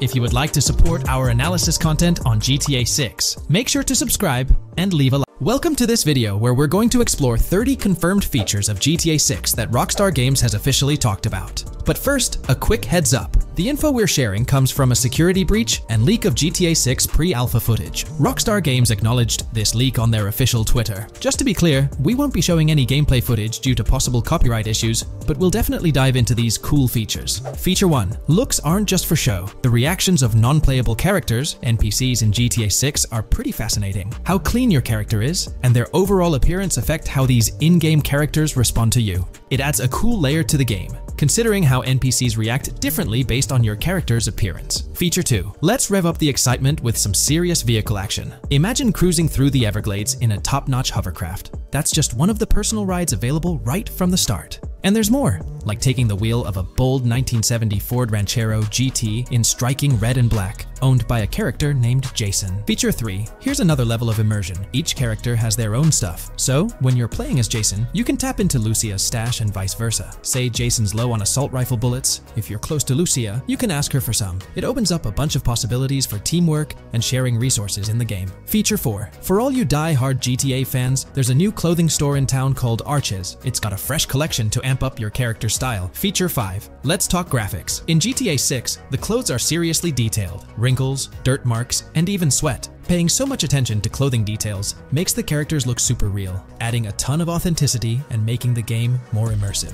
Feature 6. While exploring the vast game world of GTA 6, you'll see a seamless mix of modern vehicles in urban areas and older ones in rural spots like the Everglades. It gives that cool GTA vibe, whether you're cruising in a flashy city car or taking a nostalgic drive in the countryside. GTA 6 has a bunch of wheels to fit whatever mood you're in. Feature 7. During certain heists, there's a timer showing when the cops will show up. Some think it's a developer thing, but it could mean players need to plan their heists well, syncing with the police response for a perfect score. That'd definitely add an exciting twist. Feature 8. I'm buzzing about this one. GTA 6 will feature a massive aquarium. Yes, you heard that right. Players get to explore an aquarium within the game, adding a cool new element to the gameplay. Feature 9. There's a limit on inventory space. Players can't stockpile an endless number of items. A smart move would involve rummaging through crates and storage spots at the docks to earn cash and gather valuable stuff, spicing up the gameplay. Feature 10. Here's something cool. In GTA 6, you're not stuck with your character's right side view like in GTA 5. Following Red Dead Redemption's lead, players can freely switch their character's preferred shoulder for a better view. It also changes which hand your character uses for weapons, making gameplay more immersive. Feature 11. GTA 6 adds a touch of reality with a dynamic day-night cycle. Shops don't stay open 24/7 anymore. Some close at night and reopen during the day, making the whole experience more immersive. At night, the city changes vibe, less traffic, and a different feel altogether. Feature 12. Adding to the mix are special abilities, somewhat like what we saw in Red Dead Redemption 2. From leaked gameplay, it looks like Jason has a unique skill. He can spot valuable stuff in the surroundings. They light up like hidden treasures, adding a whole new twist to the game. Feature 13. Let's dive into some of the confirmed stuff in GTA 6. It's quite a mix. There are spear guns, bolt-action sniper rifles, and a bunch of golf clubs, wedges, irons, drivers. Also, players can use a crowbar to open containers and grab valuable stuff. There's more: smoke grenades, flashbangs, golf balls, and tracker jammers to dodge the cops. Snatching fancy cars might need special tools like the immobilizer bypass. Loads of choices to make gameplay super immersive and fun. Feature 14. Moving on to the awesome in-game places we've seen. There's a bunch: tennis courts, a huge stadium, and even a museum, all with interactive insides. It's bringing back the exploration vibe we loved in GTA 4, and that's got us hyped for GTA 6. Feature 15. In a cool scene during a diner robbery, a non-playable character, NPC, was visibly relieved when the cops showed up, saying, "Finally, thank heavens." This shows how smart the AI is in GTA 6, and it's a sign of Rockstar's attention to detail. Feature 16. Get ready for a huge and diverse map to roam around. GTA 6 covers the whole shebang of Vice City and its surroundings, offering tons to explore. You've got the bustling city, scenic beachfronts, Everglades-like grass rivers, the charm of Florida Keys, and the quaint Port Gellhorn. Port Gellhorn even gets its own police department, showing different areas with their own rules, kind of like what we saw in Red Dead Redemption 2. So, where's your first stop in GTA 6? Drop your thoughts in the comments. Feature 17. Time for a tour of interiors in GTA 6. There's a bunch of places waiting to be discovered. One cool spot making a comeback is Escobar International Airport, giving us those Vice City vibes. Exploring the airport could unlock a load of side missions, opening up endless possibilities for adventures. Feature 18. Tourism's a big deal in GTA 6, making the game world feel alive. You'll stumble upon a clever take on a famous theme park, kinda like Disney World. It's a thrilling spot to dive into, and get this, there's even the International Space Station. Rockstar's really going all out to make GTA 6 an awesome experience. Feature 19.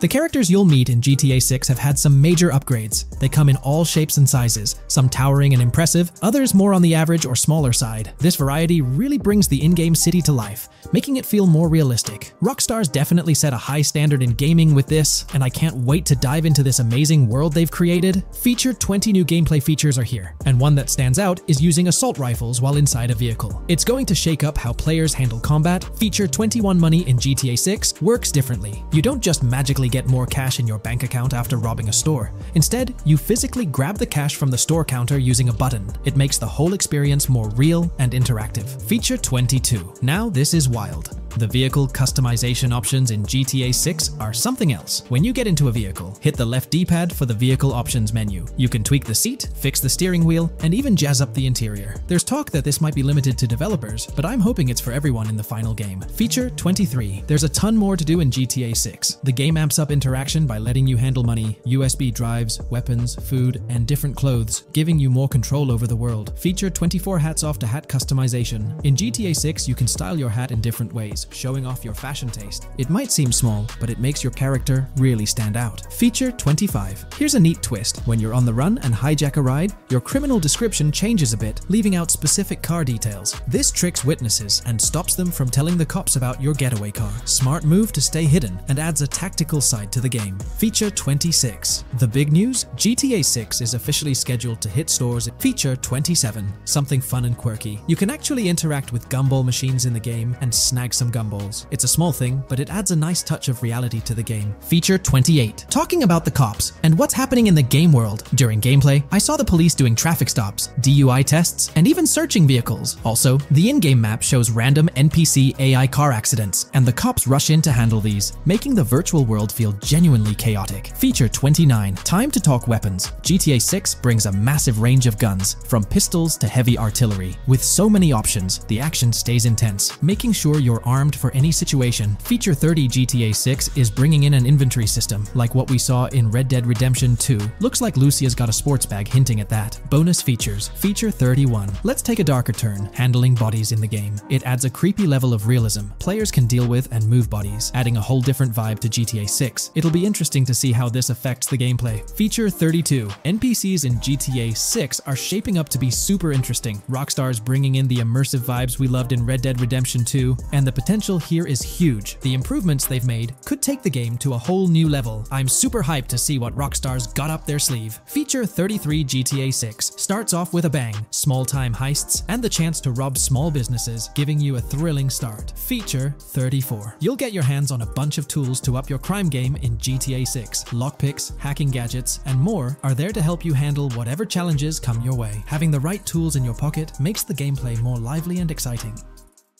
Here's all the information we've managed to gather about Grand Theft Auto 6 so far. Dedicated fans have compiled a 60-page document that meticulously covers every new feature revealed in last year's leaks. These features have been officially confirmed by Rockstar Games, as they originate from the footage Rockstar themselves, acknowledged as part of Grand Theft Auto 6. Keep in mind that the game is still in development, so some details might evolve. However, as of now, these are the features you can expect to find in the game. If you're interested in delving into the full document, you can find a link in the description. description, but bear in mind that it's quite an extensive read, so we'll break it down for you. Let's begin by discussing the game engine. Euphoria physics has undergone adjustments, and improvements have been made to the ragdoll physics and overall game physics compared to GTA 5. Additionally, Grand Theft Auto 6 will incorporate lighting and skybox systems similar to those seen in Red Dead Redemption 2. This means you can anticipate enhancements like volumetric clouds and better lighting, which mark a significant leap forward, even compared to Red Dead 2. One notable detail from the leaks is the presence of heavy fog, a feature not prominently seen in GTA 5, except for snowy conditions. Advanced weather systems will play a more prominent role in GTA 6, adding depth and immersion to the game world.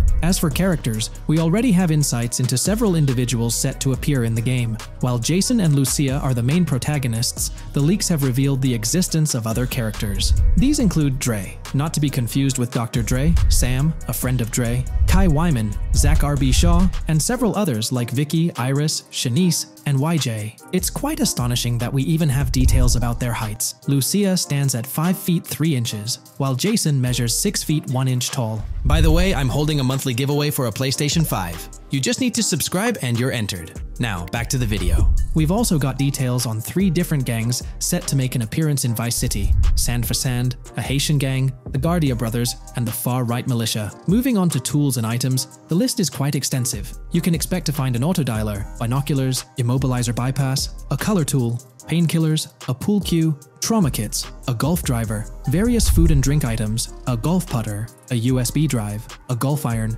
a crowbar, a golf wedge, a torch, a Slim Jim, a tracker jammer, a duffel bag for stashing your loot, cigarettes, and a backpack, again for storing your loot. When it comes to weaponry, the leaks confirm several options: a rocket launcher, an assault rifle, a baseball bat, a polymer pistol, a knife, a bolt-action sniper rifle, a Molotov cocktail, a spear gun, which is intriguing, a smoke grenade, a compact SMG, a flashbang, a micro SMG, a hunter sniper rifle, a heavy machine gun, an auto rifle, and a pump-action shotgun. The weapon wheel system will be divided into 3 sections: weapons, equipment, and gear. This setup is reminiscent of Red Dead Redemption 2, where you had access to your weapons, items, and horse all in one interface. Notably, we've seen glimpses of the ability to hold different weapons in each hand, and there's an additional quick item inventory in the bottom left corner of your screen. In a video clip, we observed an NPC firing at Jason, and shortly after, we noticed that Jason's health was low. A tip appeared on the left side of the screen, indicating, "You were injured. Your health will regenerate slowly. Open your weapon wheel and use a recovery item to replenish your health faster." Unlike GTA 5, where your health regenerated only up to 50%, in GTA 6, it seems that you may regenerate to full health naturally, albeit at a sluggish pace. However, if you want to expedite your healing process, you can employ a medical item. We've got confirmation on 7 open-world activities that will be available in the game. Currently, these activities include dice, golf, fishing, and races. Additionally, there's a van shipment activity, and in one of the videos, you can spot the spawning location for a delivery van event. This location is near the industrial area of Port Gellhorn, and it's noteworthy that there's a warning poster about security cameras in this area, suggesting the need for caution while attempting to rob the van. Now, regarding robberies, if you've seen the leaks, you might remember the Hank's Waffles robbery, which was quite impressive. Jason and Lucia took on the challenge of robbing this massive diner.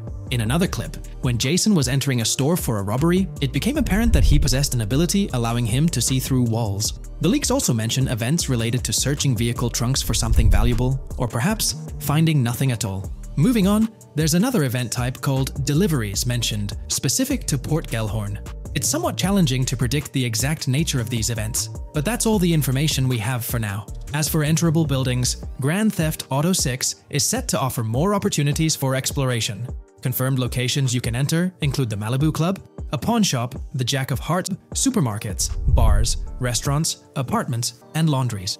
Now, let's discuss multiplayer. In the leaked files, we did come across one multiplayer clip, and in the bottom left corner of the screen, it displayed PL2 of 32, indicating that there were 2 players in the lobby out of a possible 32 slots. This mirrors the setup seen in Red Dead Online and GTA Online. While it's mentioned as 32 slots, it's worth noting that the player count is actually capped at 30, with 2 additional spots reserved for spectators. While hopes may be for larger lobbies in GTA 6, at least during this testing phase, they were exploring the feasibility of 30-player lobbies. Let's delve into collectibles in the game. During a scene in one of the clubs with Lucia, we can observe a developer placing a cardboard box on the ground. ground. Notably, these boxes appear to be lootable, with a circle icon indicating their interactability. The debug text on this box reads, "collectibles_car_pass," suggesting that these boxes will contain car part collectibles. Furthermore, there's mention of Wyman car parts boxed generic used, which has sparked speculation that players may collect car parts specifically for a character named Wyman. It's inferred that both Jason and Wyman share an interest in classic cars. Moving on, we've got collectible hats. In a video featuring Jason in an apartment, a developer is seen interacting with a hat labeled as an ambient collectible hat in the debug text. This implies that one of the ambient activities in the game will involve gathering various articles of clothing, which adds an intriguing layer to gameplay. Now there's a comprehensive list of brands featured in the game, which I won't read out individually, as many may not be of significant importance to the storyline. Instead, I'll display them on your screen for your reference. Feel free to pause the video if you'd like to take a closer look. Moreover, we have a list of confirmed animals in the game. As of now, the roster includes snakes, seagulls, skunks, raccoons, alligators, boars, wading birds, squirrels, southern leopard frogs, crayfish, lizards, skunk apes, pigeons, opossums, and whales. Keep in mind that this is not an exhaustive list, and there's a good chance we'll encounter even more wildlife when the game officially launches. These are simply the animals we have information on at this point in time. In the ongoing exploration of the forthcoming Grand Theft Auto installment, a plethora of new gameplay mechanics has come to light. These enhancements promise to augment the player experience in a variety of ways, ushering in a fresh layer of dynamism and immersion within the game world. First and foremost, players can now maneuver while ensconced in cover. This feature introduces a newfound level of flexibility during engagements, allowing for more strategic positioning in combat scenarios. Additionally, the ability to assume a prone position, a feature conspicuously absent in previous iterations of the game, adds an exciting dimension to gameplay, affording players the capacity to lie flat on the ground, potentially enhancing stealth and tactical maneuvers. Furthermore, the inclusion of loot bags offers a means to store surplus items, expanding inventory management options. An interesting addition is the capability to both drop and retrieve weapons, affording players greater adaptability in response to evolving circumstances. During intense firefights, a novel under-fire animation engages, wherein the player character instinctively shields their face from incoming projectiles, providing a more immersive combat experience. In the aftermath of enduring a severe blow, players are granted the opportunity to enact self-revival, potentially turning the tide of adversity. In aiming down sights, the option to seamlessly switch shoulders grants players a tactical advantage, facilitating improved positioning and target acquisition. Moreover, hand-to-hand combat now includes the ability to execute grabs, diversifying the melee combat mechanics. A noteworthy addition to the game is the implementation of buddy communication, embodied in the Buddy Comms and Buddy Ping system. Although specific details remain undisclosed, it is plausible that these features will facilitate coordinated actions between the two main characters, Jason and Lucia. Vehicle combat has witnessed a transformation, as shooting from car windows now entails the complete egress of the player character from the window, enabling full 360-degree firing capabilities, thereby revolutionizing vehicular combat dynamics. The intriguing Eagle Eye system, seemingly exclusive to Jason, allows for a form of wall-penetrating vision, although its applicability to Lucia remains uncertain. Enhancements also extend to interactions with in-game elements. Players will find themselves endowed with a broader range of interactions, such as the capacity to carry bodies, engage in robberies, issue threats, and converse with non-playable characters, NPCs, during heists. Moreover, the ability to collect additional items, including beer bottles and cans, enriches the gameplay experience. Shifting the focus to new gameplay systems, one particularly exciting addition is the concept of money laundering.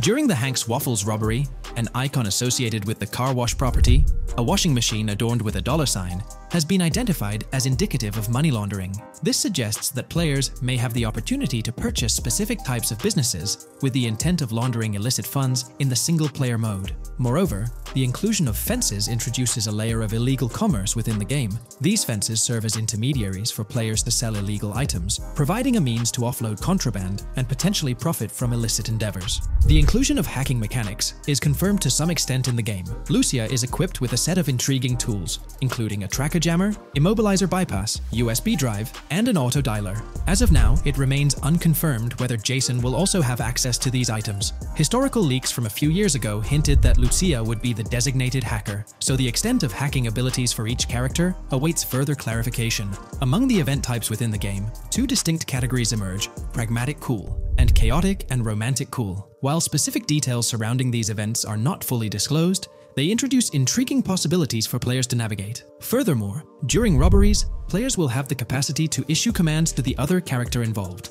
In a video clip from the leaks depicting a robbery, a tip notification suggests checking in with Jason or holding for more options. This implies that players can give their partner commands during a heist. Notably, prompts to instruct Jason to either surrender or follow indicate a degree of control over both characters simultaneously, simplifying coordination compared to relying solely on AI behavior. The witness system and police recognition within the game hold significant implications. During the Hank's Waffle robbery video, an interesting detail surfaces regarding the wanted level stars interface, which includes the term full description. This strongly suggests that witnesses within the game possess comprehensive knowledge about the player character. Consequently, law enforcement is expected to recognize the player once Lucia enters a police vehicle. Additionally, a transition is observed from no vehicle description to full vehicle description in response to Lucia's actions. This implies that even after losing a wanted level, if the police spot the player in the same vehicle, they will react accordingly, potentially leading to an arrest or hostile encounter. During the robbery sequence, Jason can be seen actively preventing customers marked with yellow icons above their heads from calling the authorities or fleeing the scene.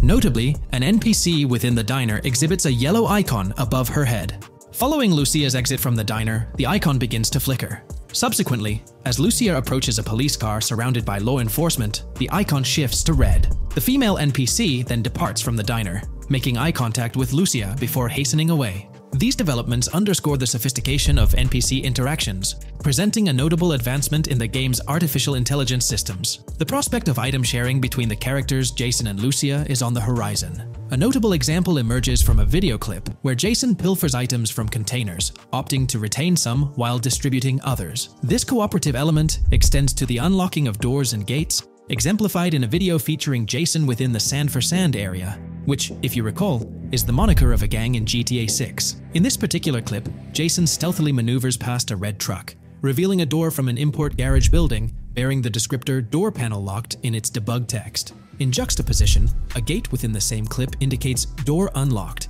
signifying the necessity of unlocking specific access points. Subsequently, we delve into an extensive catalog of new features, commencing with an upgraded AI system. In a visual excerpt, the enemy AI exhibits an inclination to open fire upon Lucia when she pivots to face them. This hints at AI entities possessing a heightened acumen for discerning opportune moments to engage in combat. Impressively, AI units adapt their elevation relative to surrounding obstacles, steering clear of potentially disadvantageous head-glitching tactics. Furthermore, a prudent alteration manifests as AI adversaries opting to lower their stance during weapon reloads, a judicious move compared to reloading while exposed in the open.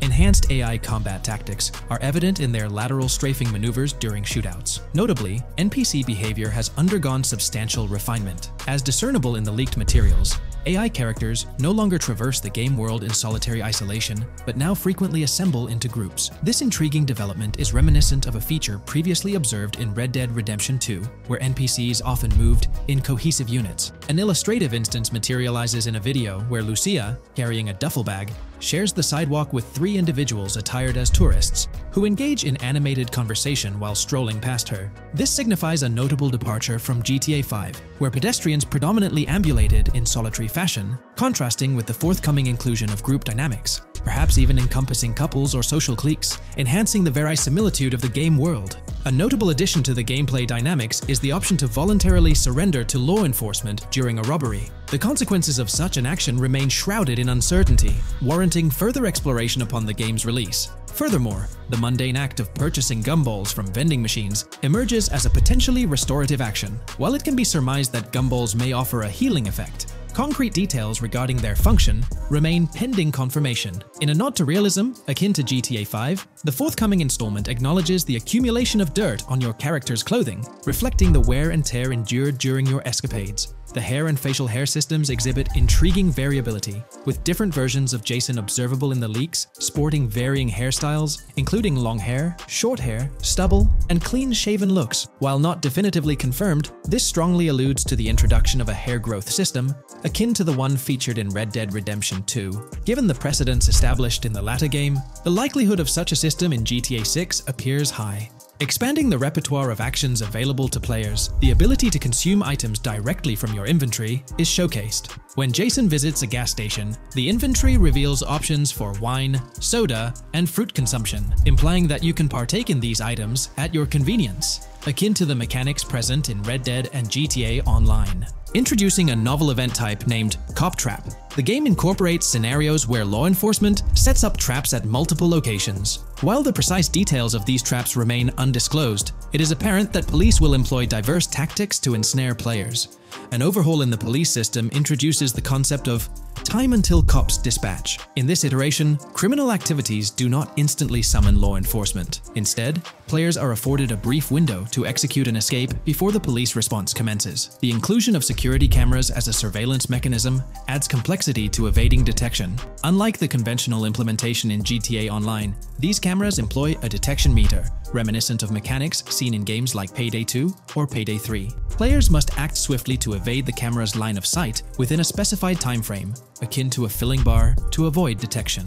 This novel approach to security cameras introduces a fresh layer of challenge and strategy to evading law enforcement. Players will have the newfound ability to restrain non-player characters, NPCs. The primary method, as gleaned from the leaks, involves the use of zip ties. This restraint option becomes particularly pertinent during robbery scenarios, where players can employ zip ties to immobilize NPCs. A novel feature that comes to light is the capacity to loot vehicles. A fleeting glimpse in the Hank's Waffles video reveals a button prompt in the bottom right corner of the screen, labeled Examine SUV. This hints at the prospect of inspecting random cars and potentially engaging in vehicular theft. To make car theft more engaging, an advanced hijacking system is on the horizon.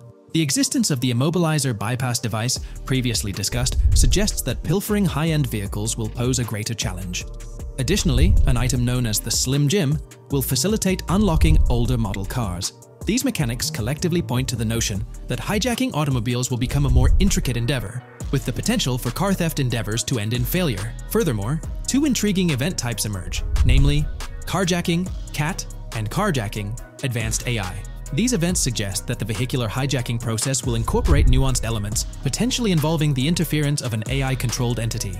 GTA 6 promises to deliver an augmented vehicular experience through improved vehicle damage and handling. In a displayed video clip, as Lucia attempts to evade pursuing law enforcement, cars suffer more impactful damage. Notably, various parts of the vehicles, such as the front fender and hood, demonstrate more realistic deformation and fragmentation. The in-game interiors now feature functional GPS and waypoint systems on the dashboard, enhancing navigational convenience for players driving in the first-person perspective. Additionally, players have the option to enter a car via the passenger seat, offering flexibility in vehicle interaction. A hallmark of GTA 6 is its meticulous attention to detail. Players can encounter raccoons engaging in behavior, such as rummaging through trash cans and pilfering food bags. These instances are categorized as world events, denoted as raccoon climb out of garbage, raccoon rummage trash, and raccoon steal food bag. While numerous other subtle details enrich the game world, they are too numerous to enumerate here. Interested individuals can explore these intricacies further through the provided link. Expect a heightened level of auditory realism in GTA 6. Weapon sounds exhibit enhanced clarity and realism, with greater volume. The sounds of bodies impacting the ground will resonate with a more substantial thud, evoking a heightened sense of impact. Police sirens will reverberate off buildings and environmental elements with heightened realism, while items will produce varying auditory responses contingent on the surrounding context. In essence, sound design in GTA 6 aims to authentically replicate real-life auditory experiences. Fascinating developments. Several months ago, a colossal trove of leaked data unveiled a wealth of intriguing random events, world encounters, that promise to enrich the GTA 6 experience. While I won't delve into all of them, the list is nothing short of captivating. Events range from mundane occurrences like parking disputes to more enthralling incidents such as donut burnouts, protests, and even someone suffering a concussion. The prospect of navigating the lifelike world of Vice City, teeming with such diverse activities, is undeniably exhilarating. I strongly recommend pausing the video to peruse this remarkable compilation. Additionally, we have been privy to an extensive catalog of vehicles slated to appear in GTA 6. These vehicles, gleaned from both in-game leaks and files, I encourage you to peruse this comprehensive list at your leisure. It resides on page 30 of the document. Furthermore, the leaks have divulged a plethora of confirmed locations within Vice City and its environs. Naturally, Vice City itself takes center stage, while several districts and neighborhoods will pepper its landscape. Notable locations include Edgewater, North Bay City, Rock Ridge, Little Haiti, Vice Beach, South Beach, Washington Beach, and Key Biscayne. Port Gellhorn, intriguingly, appears as a separate city akin to Sandy Shores or Palito Bay from previous iterations. The list extends to encompass Yorktown, Ambrosia, Sundown, the Keys, La Pearl, Red Hill, Lake Leonida, Hamlet, Stockyard, Homestead, Grass Rivers, Ekin, Fanaka, Underwater, and Relief. Each of these major locations contains a multitude of sub-locations, a testament to the meticulous world-building evident in the game. As if this weren't enough, the dedicated community has endeavored to construct a speculative map of GTA 6 based on coordinates extracted from the leaks. While the precise layout of the map's northern region remains uncertain, the map preview encapsulates the sprawling Vice City to the south and Port Gellhorn on the left. This visual representation of the game world is undeniably impressive and stokes the anticipation for the immersive adventures that await. In today's GTA 6 video, we're discussing how much money Rockstar Games has made from the first trailer released back in December. We'll also cover Rockstar's plans for the next trailer and their potential strategies for cross-promoting GTA 6. There's a lot to talk about, so let's get into Rockstar's promotion tactics for GTA 6 and when we might see a second trailer. First off, the timing of the next GTA 6 trailer is closely tied to GTA Online's upcoming update. Whether it's just a coincidence or a smart marketing move, this is a strategy Rockstar has used before. For example, they released GTA Online's Winter-December DLC a week after the first GTA 6 trailer. This timing helped make it the most viewed GTA Online trailer ever, even beating out the reveal trailer for Red Dead Redemption 2. If Rockstar decides to use the same approach, we might get some new Grand Theft Auto 6 details next week. This could be a second trailer, some screenshots, or additional information about the game. The timing would line up perfectly with the next big GTA Online update, set to drop on Tuesday, June 25th. This is confirmed because the GTA Plus event period ends the day before. By releasing new GTA 6 content a week before the update, Rockstar could generate more interest in the upcoming DLC. If for some reason we don't get a new trailer or details from Rockstar, I think they might drop more hints in this summer's GTA Online update, just like they did last summer. You might remember a specific t-shirt from that update, which actually hinted at the exact trailer date and time. It had symbols from the Zancudo basement with a cryptic message that translated to, "One day we'll reveal all." It does make you wonder if Rockstar will include some teases or cross-promotion in this update. Now that GTA 6 is officially announced, they might do something similar to a few years ago with GTA Online and Red Dead Redemption 2, where treasure hunts let you unlock weapons in GTA Online and receive them in Red Dead Redemption 2 when it launched. Speaking of GTA 6 trailers, here's an interesting fact. Rockstar Games has made a ton of money from the trailer on YouTube. We've talked about this in the last couple of videos, how it leaked because someone accessed a YouTube admin panel, but you can actually use public data and analytics to see how much money Rockstar has made from that trailer. It has almost 195 million views, closing in on 200 million, which is absolutely insane. Rockstar Games has made nearly $1 million from that trailer alone. The craziest part is that even though the trailer doesn't have ads, Rockstar Games still earns money from YouTube Premium users. While this isn't a huge portion of the population, it generates revenue based on watch time. From that alone, they've nearly made $1 million. Imagine if they had actual ads on the video, they'd be making even more. But $1 million just from premium users watching it is still pretty wild. In the grand scheme, it's a small amount for Rockstar and just a drop in the bucket compared to how much they'll make when GTA 6 actually releases. Still, it's an impressive stat for a trailer that Strauss Zelnick says has repeatedly broken the internet. All this excitement around GTA 6 is also boosting their parent company, Take-Two Interactive, with a substantial jump in stock price. According to Investing.com, an article published a few days ago states, "The hotly anticipated release of the latest installment of Take-Two Interactive's mega-popular Grand Theft Auto franchise should fuel a substantial uptick in bookings and profitability at the video game maker," according to a JP Morgan analyst's note to clients. The analyst added that the gaming sector is increasingly focused on maximizing the success of proven titles, saying, "Consumer engagement and publisher resources have consolidated around the largest gaming franchises." They believe this trend favors the biggest players in the industry, with the biggest hits likely to get bigger and mid-tier games likely to struggle as competition costs increase. For this reason, investor expectations for GTA 6 are high, given the success of prior releases like GTA 5 and Red Dead Redemption 2. Analysts anticipate that GTA 6 will drive a significant increase in bookings and profitability for Take-Two and potentially boost its valuation. They reiterated their overweight rating for Take-Two and raised their December 2024 price target from $180 to $200. All this is great news for the gaming industry. Confidence in Grand Theft Auto 6 and Take-Two Interactive is growing, both among industry insiders and on Wall Street. It's just positive news all around. On another note, I initially thought GTA 6 would dominate the scene in 2025, causing other developers and publishers to steer clear, but that's not the case. Recently, at the Xbox Games Showcase, several amazing titles were announced, some set for 2024 like Call of Duty Black Ops 6 and Assassin's Creed Shadows. Interestingly, many other titles are now slated for 2025, meaning they'll be directly competing with GTA 6. Let's go over some of those anticipated titles. We've got some major hits like Doom, The Dark Ages, Death Stranding 2, Monster Hunter Wilds, Little Nightmares 3, Fable, Judas, the new Switch 2, and its launch games Expedition 33, Ghost of Tsushima 2, Civilization 7, Atom Falls, Spider-Man, Venom, and many more. And we haven't even seen Nintendo's lineup yet, which we'll find out at Nintendo Direct. There could also be surprise contenders like another Naughty Dog game. 2025 is shaping up to be an incredible year for gaming, possibly the best ever. And of course, GTA 6 will be a major highlight if Rockstar sticks to the fall 2025 release date. I'm confident they will, especially after that internal delay. This way, they avoid a public delay, which would have happened if they initially aimed for early 2025 and then had to push it back. One thing I'd love to hear from Rockstar next is when we can pre-order the game and get a more specific release date. I'm really looking forward to when the marketing period kicks off. I'd love to hear your thoughts on everything we discussed today. Do you think we'll get new GTA 6 trailers, info, or details from Rockstar soon? Let me know in the comments below.